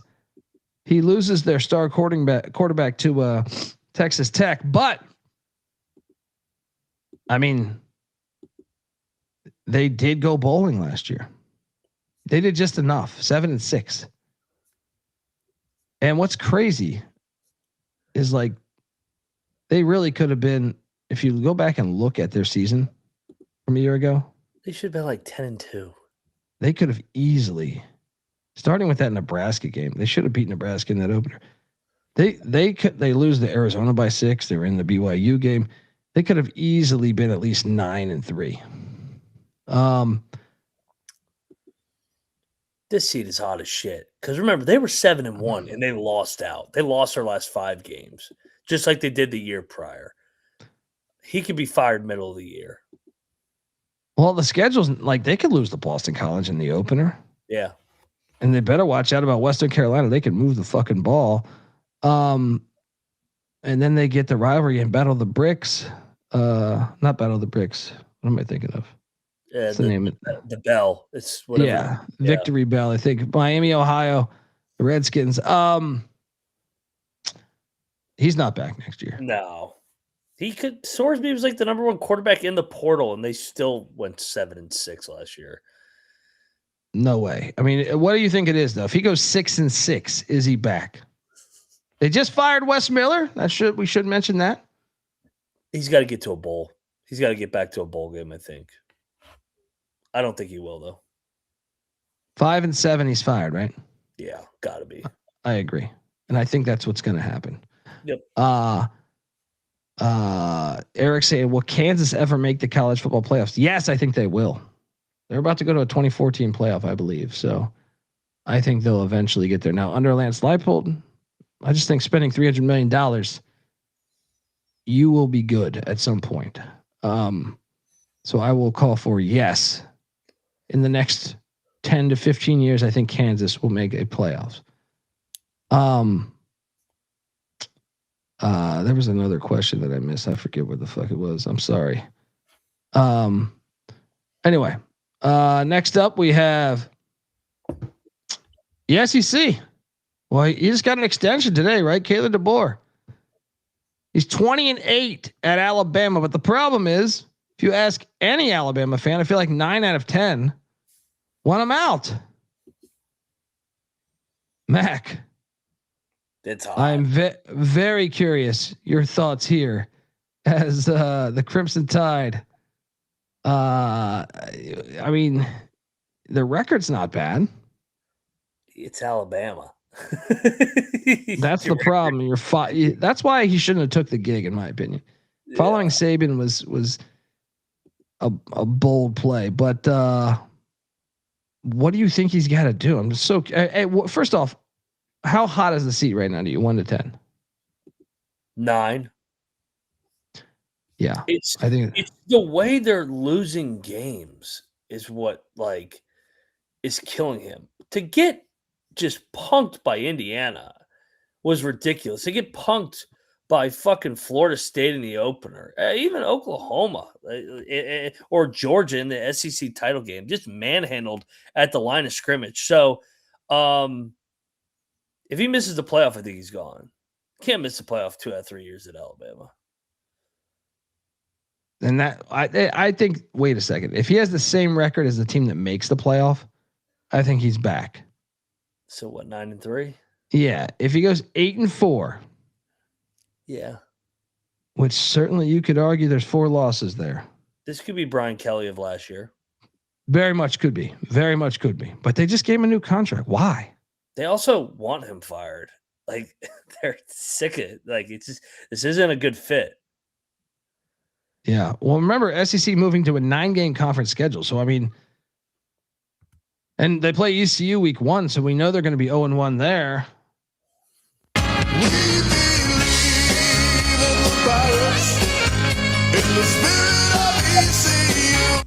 Don't let that happen, by the way. ECU played at Alabama once under Gene Stallings, and we lost by 1, if memory serves me correct, with like 92 or 93. Is he back coaching the Tide next year, Mac? I think he gets fired. I don't think I think he's back. I think he's back. I think that he goes 9-3, and he's back. 9-3. Still Alabama. Yeah. Donaldson's saying DeBoer would be the best head coach on the market. He would get hired tomorrow, by the way. He would. Somewhere else would hire him. Yeah. I thought Michigan was going to hire him, to be honest. Yeah, me too. Me too. Next up in the SEC, we have Pete Golding. What? The chosen one? What are you talking about? Pete Golding. Did Lane Kiffin put this list together? Do you remember Zach Arnett? Yes. From Mississippi State, took over from Mike Leach after he tragically passed away. Shout out to the king, the godfather, our friend, Mike Leach. But he won that bowl game and he looked great. And Mississippi State's like, let's give him a 2-year deal. And boy, did they eat shit the next 2 years. He didn't even make it through the second season. Is it possible that could be happening in Oxford, even though Trinidad Chambliss just won his case? I think it's fair to put this here because what happens if they do go 5-7? I think they'd fire him. I think if they go 5-7, he gets a second year. 4-8? 4-8, maybe. And an Egg Bowl loss. What about an Egg Bowl loss in 4-8? And if Lane throws out like an 11-1, they're just fucking stewing over there. Fuck yeah. There's a world where this could happen. Yeah. And then I look at Ole Miss's schedule and look, Ole Miss is a 7-point favorite in Nashville to Louisville week 1. They could lose that game. Oh, give me Braum as a dog all day. You're giving Braum all summer to prep for that? Yeah. I'm going to take that thing on the fucking money line, right? We should go to that game. Then they get Charlotte. Okay. They'll win that, but then they have LSU in Florida. Dude, they could open up 1-3. Yeah. This is, we talked about this. Like it was a great story. Great. They were in a tough spot. Like, what are they supposed to do? Yeah. It's a feel good story. They won the 2 playoff games. They beat Georgia. Got to stick it to Lane, but long term Lane's gonna laugh more, I think. And I would Donaldson. Here's what's tricky: Trinidad is coming back, but he got a paycheck. Yeah, I'm just saying. Look at that schedule. Well, he doesn't have Lane and the offensive coordinator. Give me the for sure wins here. Yeah, Charlie Weiss Jr. Weiss, right? Yeah. Ready? Give me the for sure wins. Neutral site, Louisville. Home to Charlotte. For sure win there, right? Yeah. Sure. Home to LSU. At the Swamp against Florida. At Vanderbilt. Home to Missouri. At Texas. Home to Auburn. Home to Georgia. At Oklahoma. Home to Wofford. Home to Mississippi State. Is there like 3 or 4 for sure wins there? 3 or 4. And if he loses to LSU at home, that counts for like 3 losses. There is certainly a scenario where they go 5-7. I almost want to fucking project it. Yeah. I mean, that's a tough fucking schedule. A hard schedule. Yeah, fucking Lane fucking jumped at the right time. How many of those teams, like, do you think could win? Like, I think Louisville is a legit contender to win the ACC. LSU is LSU. Florida, I fully expect to be good this year. Okay, Vanderbilt, I don't know about them, but Missouri, I think, will be good this year. Texas should be good this year. Auburn, I think, will be improved. I don't know about good, but they'll be bowl. Georgia will be good. Oklahoma will be good. Wofford, that's your win. Mississippi State, potentially your easy win. But it's an egg bowl. That's a rivalry game. That's a fucking hard schedule. Yeah, circle this one. This will be an under for us. Yeah. I think that's a very and Chambliss getting a big bag of cash. All due respect, we love Trinidad Chambliss, but human elements of getting a big bag of cash and walking around town getting scattered ass changes. Oh, it does. Oh, I mean, Exhibit A. Next up. Trinidad. Shane Beamer, new athletic director. Jeremiah Donati. Well, year one was last year with Beamer, but you wonder at 33-30,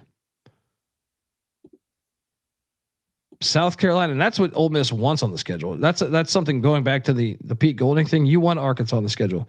You want South Carolina on the schedule, right? You want Kentucky on the schedule. Those are not there. But I'm very curious your thoughts here because this is an interesting one because he seems like a likable guy. Yeah. Maybe it's the connections with his dad. I don't know, but he seems likable. I actually thought he was not qualified for the South Carolina job originally, being a special teams coach at Oklahoma, but he's kind of exceeded my expectations. But at the same time, they were not very good a year ago, 4-8.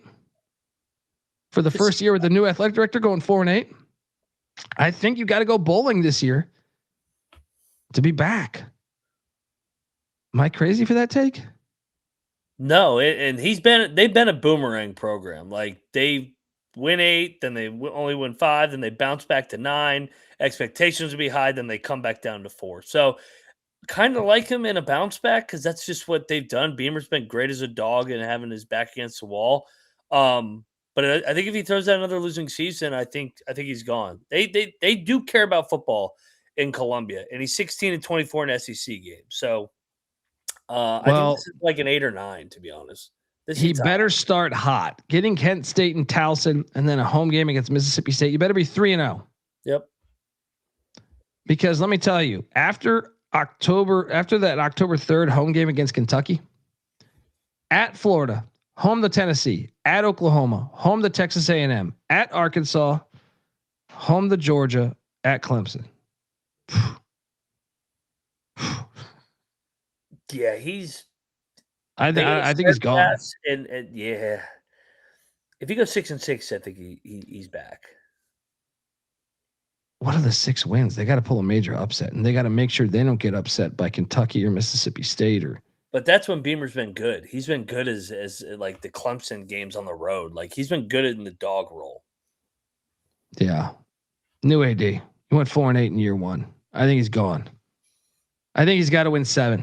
Actually, no, if he wins 6, I don't think I look at the schedule. I don't think 6 is probably going to happen though. Especially with that schedule. Like if he wins 6, I think that's a pretty good year. Yeah, that's fair. But they're not reasonable in Columbia either. They think they're a lot better than they are, even though they never won the SEC. Yeah. So I don't think he's back next year. When we're doing this episode, I don't think he's there. You think he is? I think he finds a way to survive and advance one more. All right, there. How hot's that seat right now? 8 or 9. Like this thing's hot. Yeah, fucking Rob's talked about it. I can't believe they lost that A&M game. So that was a joke. That probably, man. That was one of the crazier games. It reminds me of like the UCLA A&M game with Josh Rosen. Yeah, not back next year. Hot seat watch. I got to put him on there. It's Texas. He should be on there. Yeah. Steve Sarkisian. What, Dundee? What are you talking about? Well, I mean, first off, he's 48-20, but this is Texas. We've seen, and first off, they spend more than almost every school in college football. We've seen Texas fire coaches with much better records or similar records, I should say. Shit, even what was I mean, they fired Mac Brown. How many years removed from a natty? Wasn't that many? Like 4 or 5. Maybe it was 6, but I mean, they fired Tom Herman, who was 32-18. Now, obviously, this is better than 32-18, but still, expectations similar vein to Joey McGuire. If he goes 7-5, is he fired? Yeah. Because like, if you're asking me to build 5 losses, I could totally see 5 losses here. Like home to Ohio State week 2, at Tennessee week 4, Red River shootout. That could be 3. Florida could get them at LSU, at A&M. Like you could definitely build 5 losses. Hell, even if they go 8-4, I think that thing's hot. I think he'll get another year if he wins 8. 8-4, I think he's back. 7-5 is interesting. Yeah. 7-5, I do think is 6-6. He's fired. 7-5, I think is I don't even want to say for sure, but I think he might be fired then. And if he misses the playoffs back-to-back years with Arch Manning when he's supposed to be the offensive guru that everybody makes him out to be, I think then he's on. That thing is hot as hell going into next year. Yeah, if you don't make the playoffs this year. They should make the playoff every year. Yeah, 7-5 gets him fired. Rob Donaldson thinks. I mean, that's fair. I think you're probably right. This is Texas. Their expectations are natty. Unfortunately, I think they're going to be pretty damn good next year. Like national championship. The Muschamp hire, I think, was interesting. I think that's going to strengthen their defense. But I want to see it more from Arch. He did pop a little bit late in that season. Yeah. But I still want to see it. Still want to see it consistently because going to the 9-game schedule, this shit's a tough schedule, man. I should pick them to win the Natty like I did Penn State last year so that they can shit to bed and then he can get fired week 5 like James Franklin. That's not if you want to get crazy odds, he could be the James Franklin. Yeah, that's what I'm saying. You want to I can build you that right now. They beat Texas State 1-0. Lose to Ohio State in Austin. Right? And what if they lose bad? That's possible. Julian Sands back at Ohio State. What if they lose by 21, right? And they're 1-1. They beat UTSA, they're 2-1. Then they go to Neyland against Tennessee. They storm the field. Tennessee beats them 2-2. Bye week, lose the Red River shootout to Oklahoma 2-3. And then you come back home and Florida catches you 2-4. You might be fired right then. Mm-hmm. You might be fired right fucking then. This is Texas. Yeah. Could totally see it. That one, your odds would be crazy. We got to find odds on this one. Next up, Jeff Lebby, Mississippi State, tough gig. 7-8, 18 is his record. I mean, you got it. They were better, but they teetered off. They were better early in the year. They kind of did the same thing where like they won a few games early and then. Man, you look at this schedule though. Like, what would it is 5-7? He's back. But let me ask you, if he goes 3-9, I think he's fired. Because, dude, show me the 3 wins. Like, yeah, because then he'd be what 10-27 in 3 years. I think he's gone. Well, and like I'm looking at the schedule: ULM week 1 win, at Minnesota week 2. I think PJ Fleck and them were much better. Yeah, like the only other win, maybe they catch Vanderbilt in Starkville on November 7th, and then the FCS on November 21st. Egg Bowl, who knows? I guess they could get the Egg Bowl probably now. 4 wins, 4. Yeah. I think 4. He's back. 3, 3. I think he's gone. Yeah, 4. But I agree. I think Rob's right. I think he's a dead man walking. Yeah, I agree. A hard gig. I think next year they'll have a different coach. And you better get that ULM game out the gate. Yeah. No doubt. Next up, we go to the group of 5. The Mountain West Conference, Jay Sawvell, Wyoming, 7-17. Frankly, I'm surprised he's back right now. Yeah, how about you? Yeah, this thing's hot. This is a proud program. Craig Bowl was awesome. They need to get to a bowl. I think if he misses another bowl, he's gone.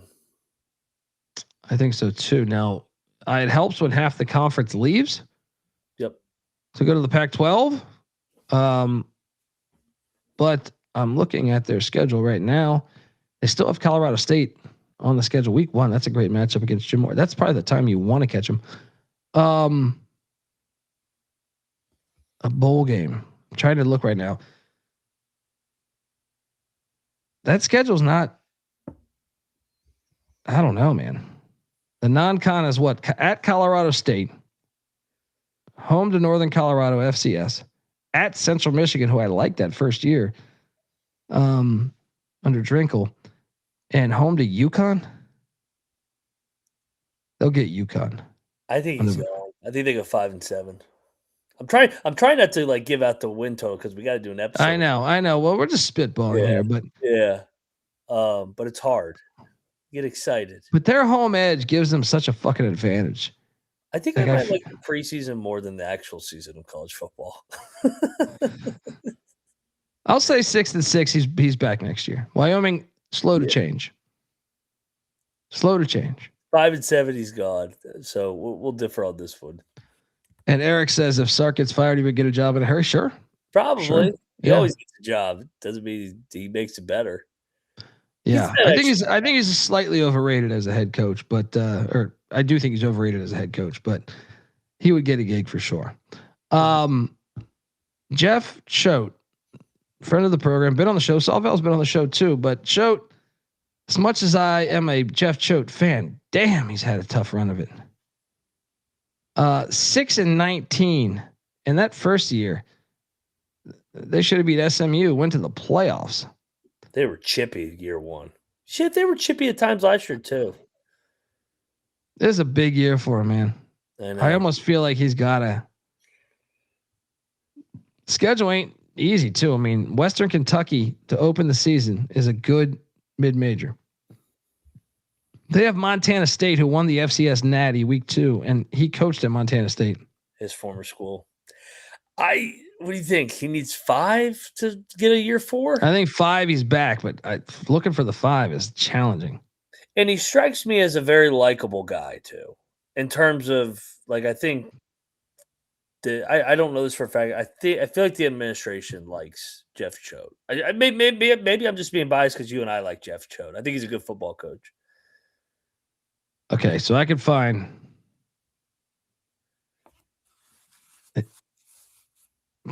4, 5. He's gonna have to pull off some upsets. Nevada's a hard fucking job, man. The problem is Chris Ault and Norvell had success there too, but like Ault had that thing rolling. I'll say he's back next year. Finds a way. 5-7. How hot's the seat right now? 6. Yeah. It's starting to get a little warm. How about this? Interim head coach Rob Harley. They're in the Mountain West now, Northern Illinois. That's why we're still talking Mountain West here. Here's your one. Thomas Hammock leaves abruptly late in the cycle. So Rob Harley, their DC. This is your 1 year to do it, and you're joining the Mountain West. He looks like he's ready to coach Friday Night Lights. I mean, bowl game or bust, right?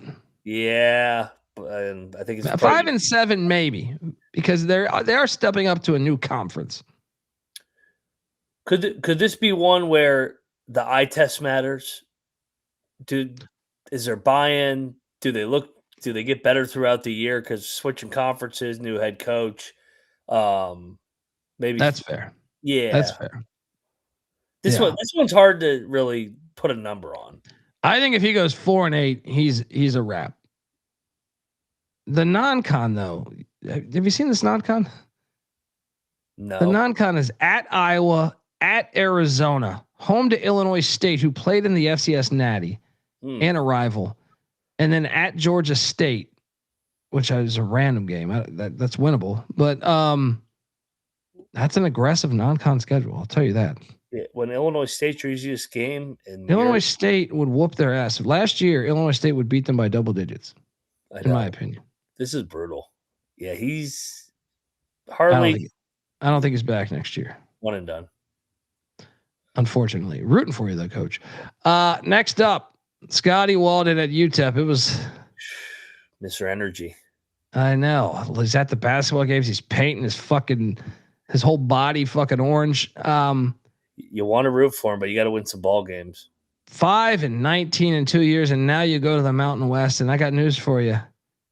Might help if you don't put Oklahoma and Michigan and Oregon State. 3 Power 5s.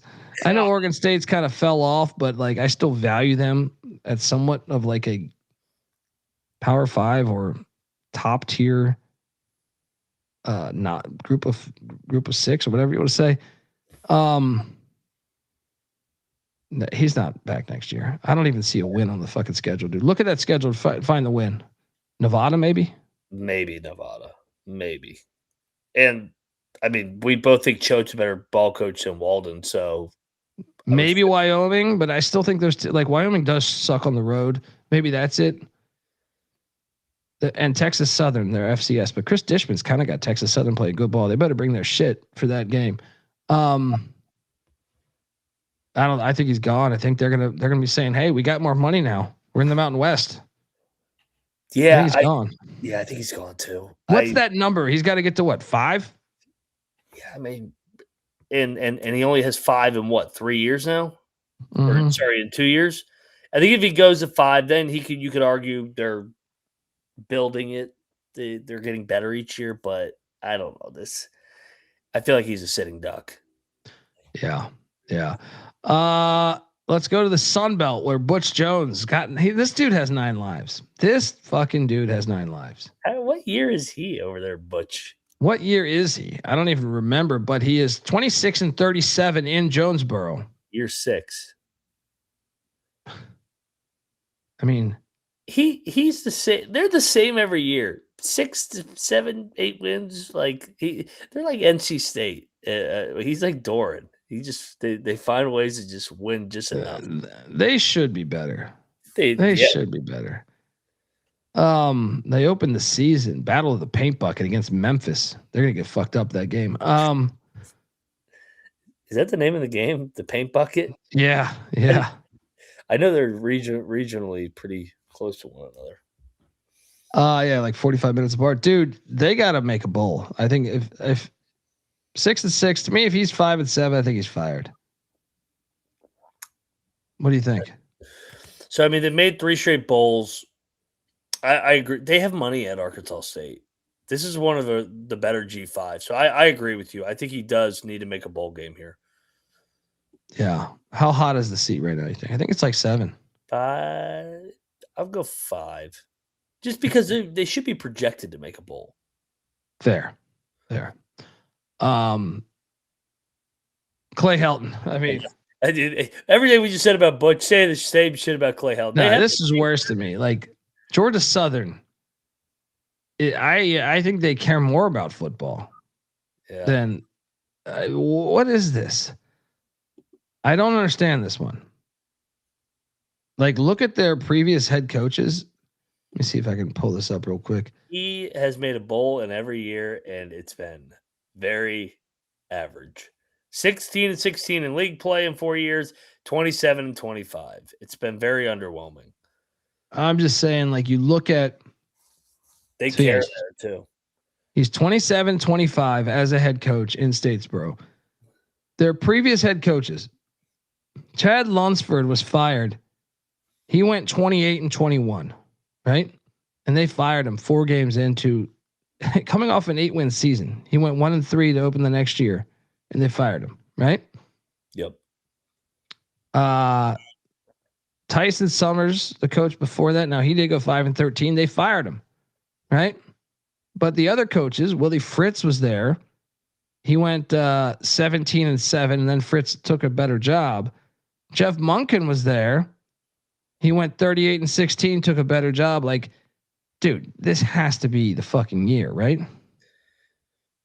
They gotta win like 8 or 9, I think, this year. Because he's been at a bowl every year, but it's been 6 or 7 wins every year. They've been very consistently average. So I'm with you. I think they need to jump up and win 8. I mean, maybe 7-5. He's back, but 6-7 or 6-6, or I think he's done. Yeah, because they care there. To your point. But this is another one like Ark State. They should be projected to win 7-8 games because they have dudes every year. Yeah, 100%. They got Max Johnson, Brad Johnson's son, coming in at quarterback. Yeah. Their rival in the deeper than hate rivalry, App State. They care about football. I think this one is a little far fetched because he's only in year 2. But Dow Loggins was 5-8 in year 1, and man, if you talk to App State fans, they were not fond of year 1. We didn't like the hire. Yeah. So let me ask you this then. What's that number for year 2? Like, I think there is a world where a bowl.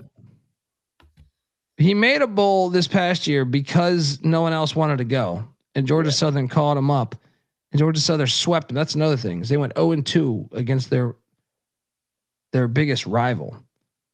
And got their ass beat too in the last one. And they lost to Coastal, their other rivals. They went 0-3 in rivalry games last year. Man, I think he's got to go 6-6, maybe 5-7, maybe 5-7. They give him another year, but 4-8 or something. I think it's a wrap. It was a weird hire. It didn't really fit. And to your point, they cared App State. I think he needs to go 6-6. I think if he goes 5-7, he's done. Do you think he's back next year? I do. I think they'll go 6-6. This still, like, my favorite term. This is a proud program. They always have players. They should be able to get back to a bowl game. Yeah. I don't know. I think this is one of the tougher ones. I don't love everyone hit the portal. I want them to be good again. I miss when App State was fucking winning 8, 9, 10 games every year. Dude, look at these road spots this year. At ECU, at NC State, at Coastal Carolina. It's a weeknight game, by the way.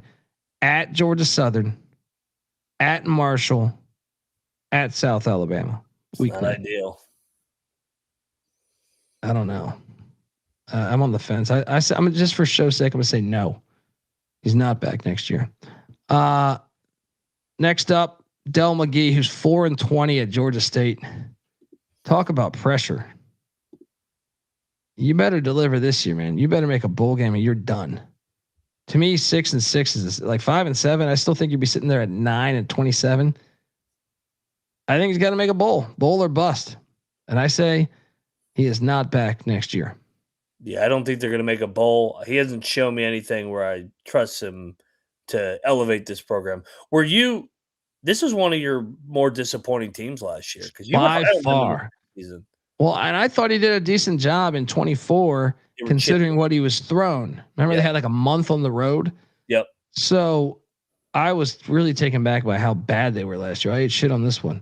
I don't think he's the man for the job. I agree. I mean, I like him. I want him to be good.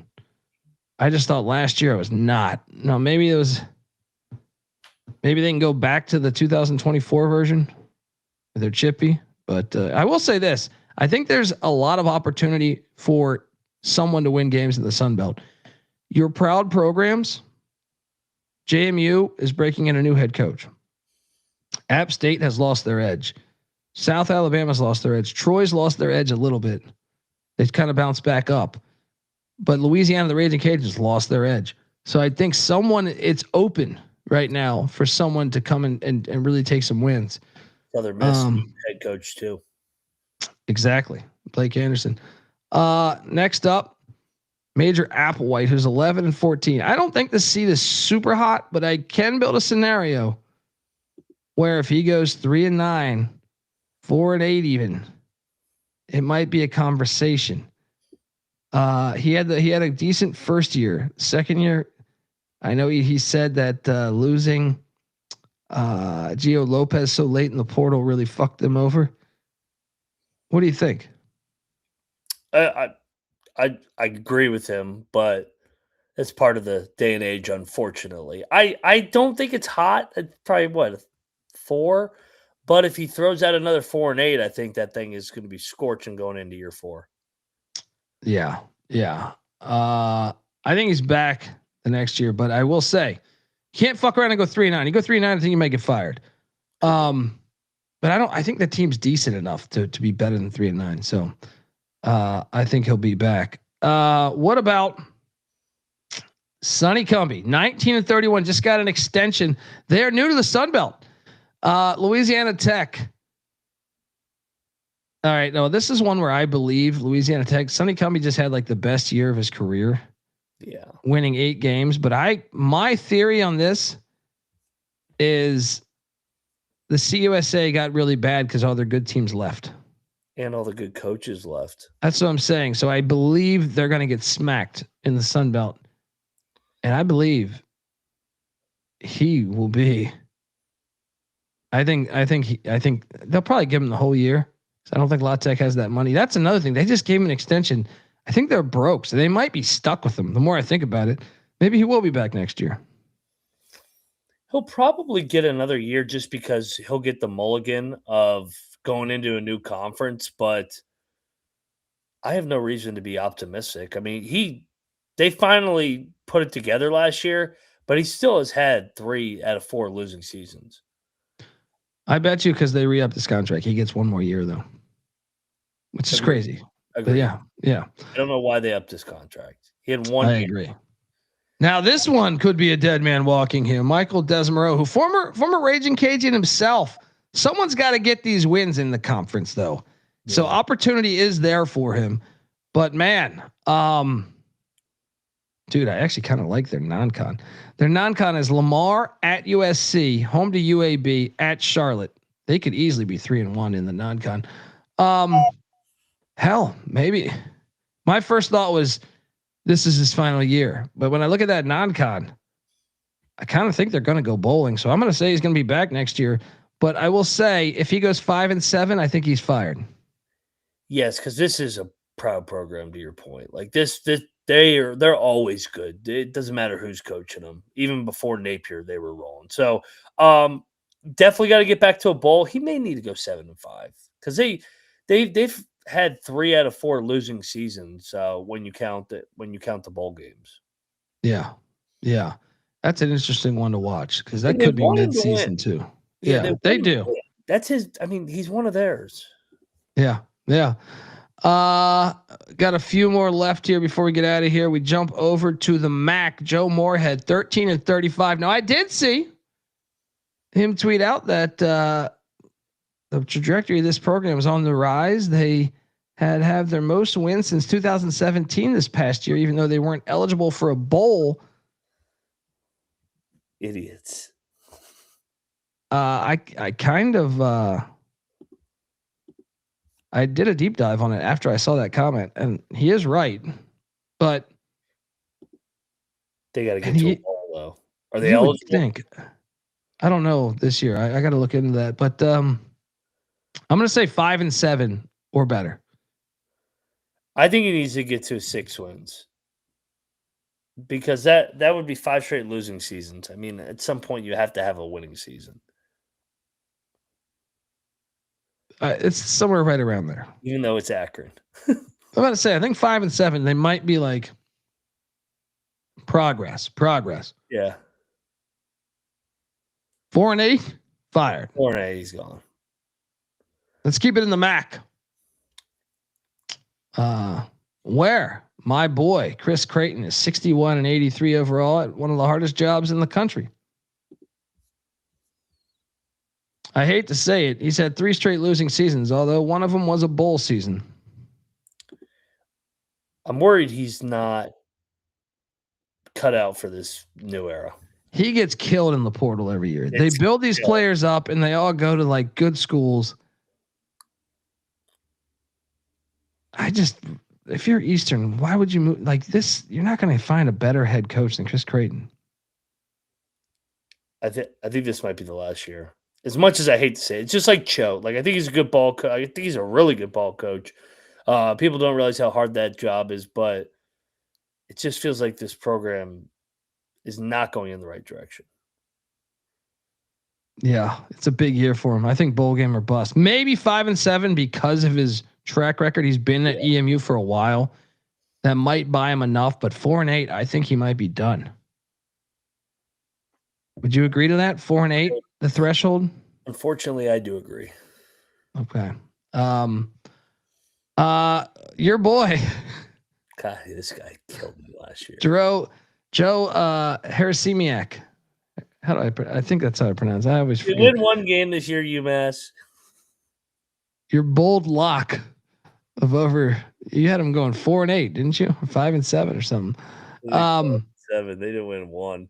They should have beat Buffalo. I can't believe they lost that game. Well, dude, we gotta talk about this. I know what when people are thinking, dude, it was just year one. UMass is a tough job. They fired Don Brown. Yeah. Who's currently at Syracuse now. And they have NIL compared to some of these other MACs. Yes. So Don Brown went 1-11, then 3-9, and then mid-season 2-8 fired him. I'm not saying Don Brown was setting the world on fire, but when you replace him with a guy that goes 0-12, something Don Brown never did. What do you think Don Brown did last year? He probably was laughing his fucking ass off. I mean, Don Brown was he was a head coach at UMass twice. So he took them to the national championship in 2006 in the FCS.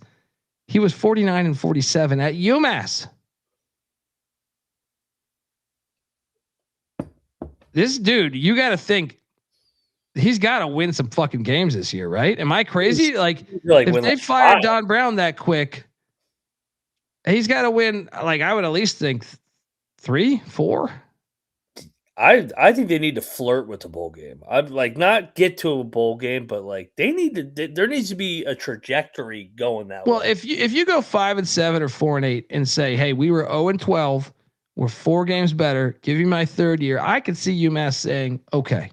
Yeah, well, and because the MAC gets screwed and has to play so many bye games too, so you're almost automatically starting 0-3 or 1-2. Yeah, and the schedule. Well, it has. First off, it helps when you put 2 FCS opponents. Oh my God, dude, they're doing everything to get this. Dude, done. they basically play 3 FCS teams in a row. So at Rutgers week 1, they're going to lose, even though that is a former matchup of, that's where he came from. Then home to Sacred Hat, then home to Stonehill, and then at Sacramento State, which is a conference game in the MAC, but Sacramento State jumping up from the FCS. They could win. They could be 3-1, dude. It's possible. You should ride your boys again. You think they're going to go all the way out to Sac? Dude, they don't even. They're going to get smacked at Sac State, dude. Sac State's a lot better than them. They don't know how to get to Sacramento. How long's that flight? Fucking good God! The fact they're in the same conference is so ridiculous. Oh, that hurts my lower back just thinking about it. What have we done? Our ancestors, like I think about my grandfather, rest in peace, football fan. If he was to like come back to life for one day, and you tell him this is what we've done with college football, he would be so disappointed in us as just human beings. Like, what? USC's taking on Rutgers in the conference game? UMass is taking on Sac State in a conference game? What have you morons done to this fucking thing that we protected for so long? So good. I can't believe that's a conference opener. You are looking live at Maction, Sac State, UMass. What the fuck is that? Oh my God. Welcome to the FBS, Sac State. Here's UMass. This is the 2 new members, actually. The more I think about it, they're going to get fucked up by Sac State. That place is going to be on fire for yeah, they're going to lose by 21, dude. Look, shout out to GBO Farms. How important are Northeast ties for a UMass coach, do you think, that really limits your reach? At this point, it's all they've tried. I'm just like, you hire the best coach. Chris Creighton is from fucking like San Francisco or something, right? He comes into Eastern Michigan. He revives that program. You know, like I think at this point, just get the best ball coach you can get. Yeah. I used to believe more into that. I think Patty C believes more in that than I do. He loves yeah. So you say they got to win what? I think if they win 4 games, that's a big sign. Even 3, I think he might be safe. But if he goes 2 or obviously 2 or below, I think he's fired. He should be because he's got 2 fucking FCS games. Like they're no longer independent, so he's got 2 years within the MAC. Don Brown would have went 6-6 in the fucking MAC. Yeah, they should get to a bowl. To be honest, with this schedule, yeah, if they're any better, yeah, I'll lock them up. Your boys. Also, in a similar vein, Sam Houston State. Now, this one I think you could say a little bit more because they didn't have their home stadium. They were playing an hour away from campus last year. But Sam Houston State is a proud program and going 2-10. Well, let's just say that wasn't setting the world on fire for Phil Longo, and they looked bad. Very curious your thoughts on is he on the hot seat to you? Because you could say, hey man, that's a mulligan year. You didn't even have a home stadium. What do you think?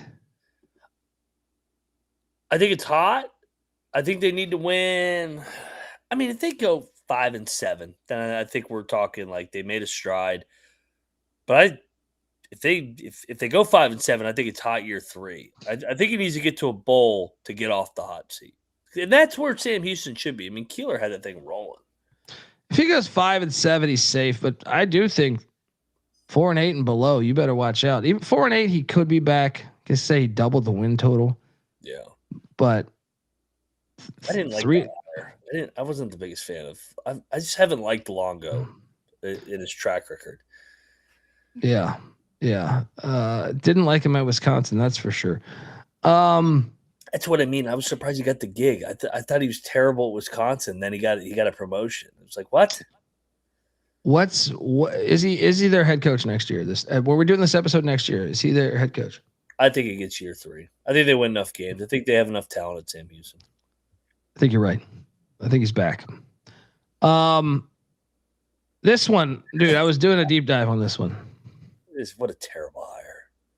Yeah, they fire Rick Stockstill, who had gotten like a bowl game all the time. This one's hilarious to me because I was doing a deep dive on Derek Mason. You know, he's been a head coach 9 years. He's never had a winning record. How do you keep getting gigs? At least he made 2 bowls at Vanderbilt. Yeah. So but he had him right after Franklin, so it was kind of rolling. But got it on a tee for Vandy State, yeah. And then we've seen what they are with after him. Middle Tennessee was terrible last year. Terrible both years. I mean, really, when you look at their wins last year, at Nevada they won 14-13. They were down 13-0. Magical win. New Mexico State they won in overtime 31-24. Sam Houston's the only team they actually like took it to. Yeah, they lost to Austin Peay in FCS last year. This school should be good at football. I don't get it. They didn't lose Austin Peay. They got their ass kicked by Austin Peay. Remember, they got smacked in that game. This is like the one of the more puzzling ones in all of college football to me. You're in Tennessee, which you're not far from Nashville, which everyone likes Nashville. Facts. You have like a gigantic student body. It's like over 20,000 students. Why are they bad? I don't get this. They like, you want to talk about like sleeping mid-major giants that should be good. Middle Tennessee should be good. Why can't they be like what Western Kentucky is right now? Just 8-9 wins every year. That's what they should be. That's their fucking rival. Yeah. 100 miles of hate. Yeah. He's not there next year. Yeah, he's gone. He might not even make it to the fucking season, by the way. Yeah. I haven't checked out this. No, but there's wins. Everyone in the CUSA, someone could get those wins. we said that last year. We're like, he could win 8-9 games, but then we remembered he's coaching. It's true. It's true. But I just feel like I'm sure he's a nice guy, and that's why he keeps getting gigs. But I do like him as like I've seen interviews and stuff. He seems like a good dude, but I mean, at some point you got to win. You got to win some games. What the fuck?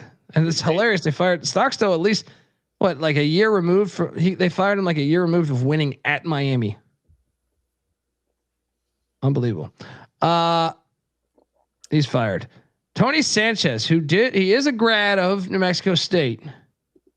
I projected this one, I think, pretty damn easily. When they went from Jerry Kill to Tony Sanchez, I hated that hire. I thought it was a cheap hire. And that's nothing against Tony Sanchez, but I thought he did a terrible job at UNLV. And now he did improve their record from 3-9 to 4-8 a season ago, even though they got very fortunate to beat Bryant and Tulsa. I still think this one, maybe because he's one of their own, they give him 4. But I tend to think that he should be fired, in my opinion. Everything we just said about Derek Mason, I think we say about Sanchez. Like you want him to win. He's one of their own, but I don't think he's going to win. I haven't seen it from him consistently enough. It was such a downgrade from Kill. Hope we're wrong, but no, I don't think he's going to be the head coach next year. I think he needs to make a bowl. Yeah. And then the final one we'll leave you with here is Jamey Chadwell. I can't believe this is one. Like 25 and it's still got a good record when you think about it. 25-13. And also they didn't really reveal what the health situation was, but he had major surgery, I believe. Serious surgery, health condition. I don't know what. My first thought was cancer. I don't know that to be true. So I don't know that he is on the hot seat if you add in all that. If last year he was coaching because they were terrible last year for their standards. Well, if the guy was battling cancer, much like Dion, I don't know. I don't know if he is on the hot seat. I put him there because Liberty spends a shit ton of money, and that record last year would. And I remember talking to shout out to the Sea of Red podcast, our buddies, and I was hitting them up, and I was like, "Is he on the hot seat?" And they were like, "No." Even when they kept losing, I was like, "No, not on the hot seat." And they're like, "No." What do you think? Yeah, I think he's on the hot seat. I think they don't give a shit at Liberty. Like in terms of like the health situation, as fucked up as it sounds, they spend a lot of money. They expect to win. I can't believe they were 4-8 with how much resources. And I like Chadwell. I mean, he was one of we thought he had a chance to jump to a Power 4 school last year, but I thought he was going to be Virginia Tech's next head coach. Yeah, and they were 8-4 the year prior to that, so they already underachieved. They didn't even get to the championship game. It was Rich Rod last year at Jack State, and then Western Kentucky. So it's been back-to-back disappointing years. I think he's still a good ball coach. He would get hired elsewhere right away. Oh yeah, because he was great at Coastal. I'm about to say, like, he would get hired right away. But for what I don't know what's going on at Liberty with his health, but I think it is a little warm. Yeah, shout out to David Matola, who's pissed drunk in Applebee's in Albuquerque. That's usual, right? Hit the dance floor, buddy. Must be yeah. Night.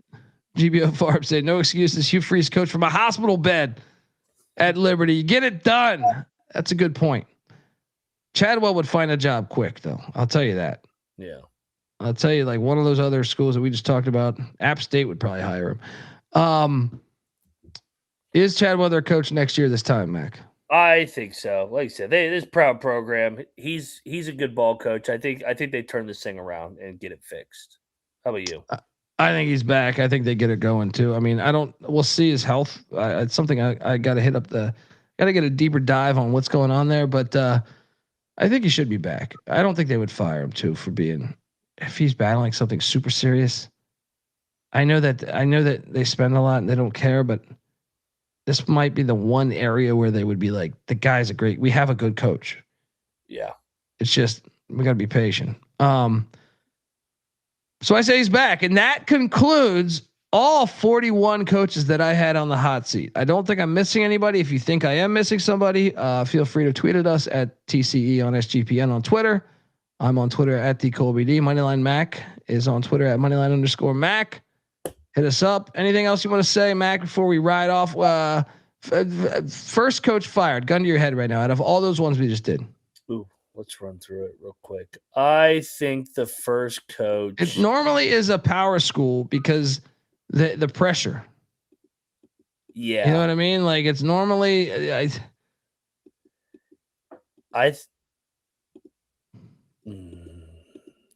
think it's gonna be. There was one other that we were looking. Loxley. Loxley's my one. That's my one.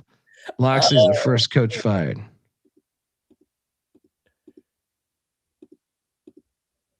I think you're right. I think it is Loxley. I was trying to I'm trying to give something different. But I think it is going to be Loxley at Maryland. It could be your board, DeBoer. It could be DeBoer. DeBoer could be Franklin. Could be. Could be. Or Brian Kelly. Yep. All right, folks. We'll be back Sunday night. Will be the next college football show as we'll break down some of the schedules that have been released and everything. And we're gonna hit you with 2 a week. Wednesdays. Try it. We're aiming for Wednesdays and Sundays. So before we start previewing every single team in all of college football. So 138 teams this year. Can you add any more, you fucks? You sure you don't want to add another school in there? Tarleton? Can't wait to be scrambling that. Right? Let's go for 200. Let's put 200 in the subdivision.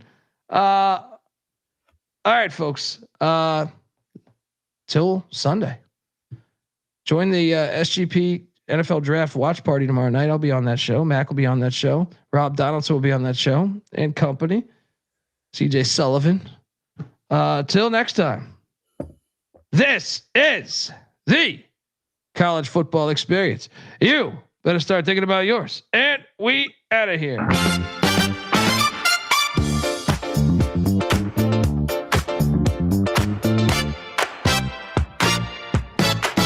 It's Pitt Dundee. That's not a pit. This is a pit. It's Pitt Dundee. Welcome to the land down under. It's Pitt Dundee. He's a natural wonder, a true